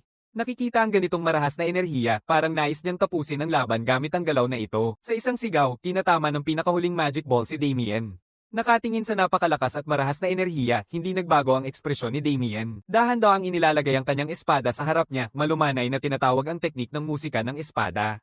Ang mga alon ng mahikal na lakas ay sumisiklab mula sa gitna ng espada palabas. Ang madilim na bola ng mahika ay agad na nawawala sa pakikipag-ugnayan. Imposible, talagang imposibleng mangyari. Punong-puno ng gulat ang mukha ng madilim na salamangkero. Bago pa makabawi mula sa pagkagulat, sumugod si Damien ng napakabilis. Sa isang kisap, muling napiunit ang katawan ng Dark Mage sa piraso. Kahit ilang ulit mo pa gawin, makakabawi ako. Tinitingnan ni Damien ng may pang-iinsulto at sumagot, ganun ba, sa susunod na sandali, walang bilang na mga saksak ang nagsimula sa bilis na di makita ng mata. Sumisigaw ang Dark Mage sa pagkakataong ito, mas mabilis, magpagaling ka ng mas mabilis, biglang nagpakita ng takot ang kanyang mukha. Bakit huminto ang paggaling? Nagulat ka ba kung bakit nabigo ang paggaling mo? Kailangan ng malakas na kapangyarihang mahika ang pagpapagaling upang mapanatili ito. Bakit napakabuti mong makilala kami? Hindi ka karapat-dapat malaman ang dahilan. Pababayaan kitang mamatay ng walang sakit. Biglang tumawa ng malakas ang madilim na mago. Sobrang nakatuon ka sa pakikipaglaban sa akin, kaya yon ang dahilan ng iyong pagkatalo. Rebecca, ngayon, patayin mo na siya. Maraming salamat sa pagbibigay sa akin ng oras. Tapos na ang seremonya ng pagtawag sa 7 antas na Diablo. Nagsasalita, Diablo na sumisira sa mga mundo, wasakin mo ang nakakatakot na taong ito bago ka. Biglang, isang mapanirang at napakasamang ulo ng Diyos ng Kamatayan ang agad na lumitaw. Nakapako na ang sibat ng Diyos ng Kamatayan sa leeg ni Damien. Dalawa silang natawa. Sino mang tutol sa atin ay kailangang mamatay. Sa sandaling malapit ng mapunit si Damien, isang makapangyarihang selyo ang lumitaw sa likod ng kanyang kamay. Agad na napasigaw ang matindi at nakakatakot na Diyos ng Kamatayan hanggang sa maglaho ito sa lugar. Sa sandaling ito, nakatayo ang madilim na mago na naguguluhan, hindi mapigil ang itanong, paano ito posible? Banilinan kita ng napakaraming oras ng paghahanda, at ang bungang sungay na pagtawag na iyon ang iyong panlaban. Ito ang aming kakayahan na hangad naming pumatay ng mga mataas na antas na mandirigma sa isang suntok, at sinasabi mong inferior ito. Sa narinig ito ni Damien, malakas siyang tumawa. Masaya ka na ba sa ganitong antas ng lakas? Hindi mo pa nakikita ang tunay na nakakatakot na mga nilalang. Ang madilim na mahika na kinahuhumalingan mo ay isa lamang mababang antas na kapangyarihang sinapian ng Skeleton King. Dahil mamamatay na kayong lahat, ipapakita ko sa inyo ang tunay na madilim na mahika. Sa susunod na sandali, ang Pulse Ares ay naglalabas ng mga alon ng madilim na kuryenteng parang mahikal na lakas. Sa sandaling ito, tila nag-iisa si Damien na ang may kontrol sa kadiliman. Sa sandaling ito, nararamdaman lamang ng dalawang madirigmang madilim na tuluyang tinanggal ang kanilang kamalayan at nagsisigawan sa takot. Sa kasalukuyan kong kakayahan, kaya ko lamang ipakita ang 10% ng aking kapangyarihan, pero walang sino man sa inyong organisasyon ang dapat nakakita nito. Madilim na abyss, isang itim na butas na kayang lunurin ng lahat ay lumitaw sa kalangitan sa gabi. Tumawa si Damien. Pagkain ng madilim na abyss, aktibahin. Buong puwersa silang durugin. Sa sandaling ito, wala nang naiisip na paglaban ng dalawa, tanging takot ang pumuno sa kanilang pagkadismaya. Nang sila'y wasakin, malakas nilang sigaw, paano kaya makakatawag ng 9th layer power?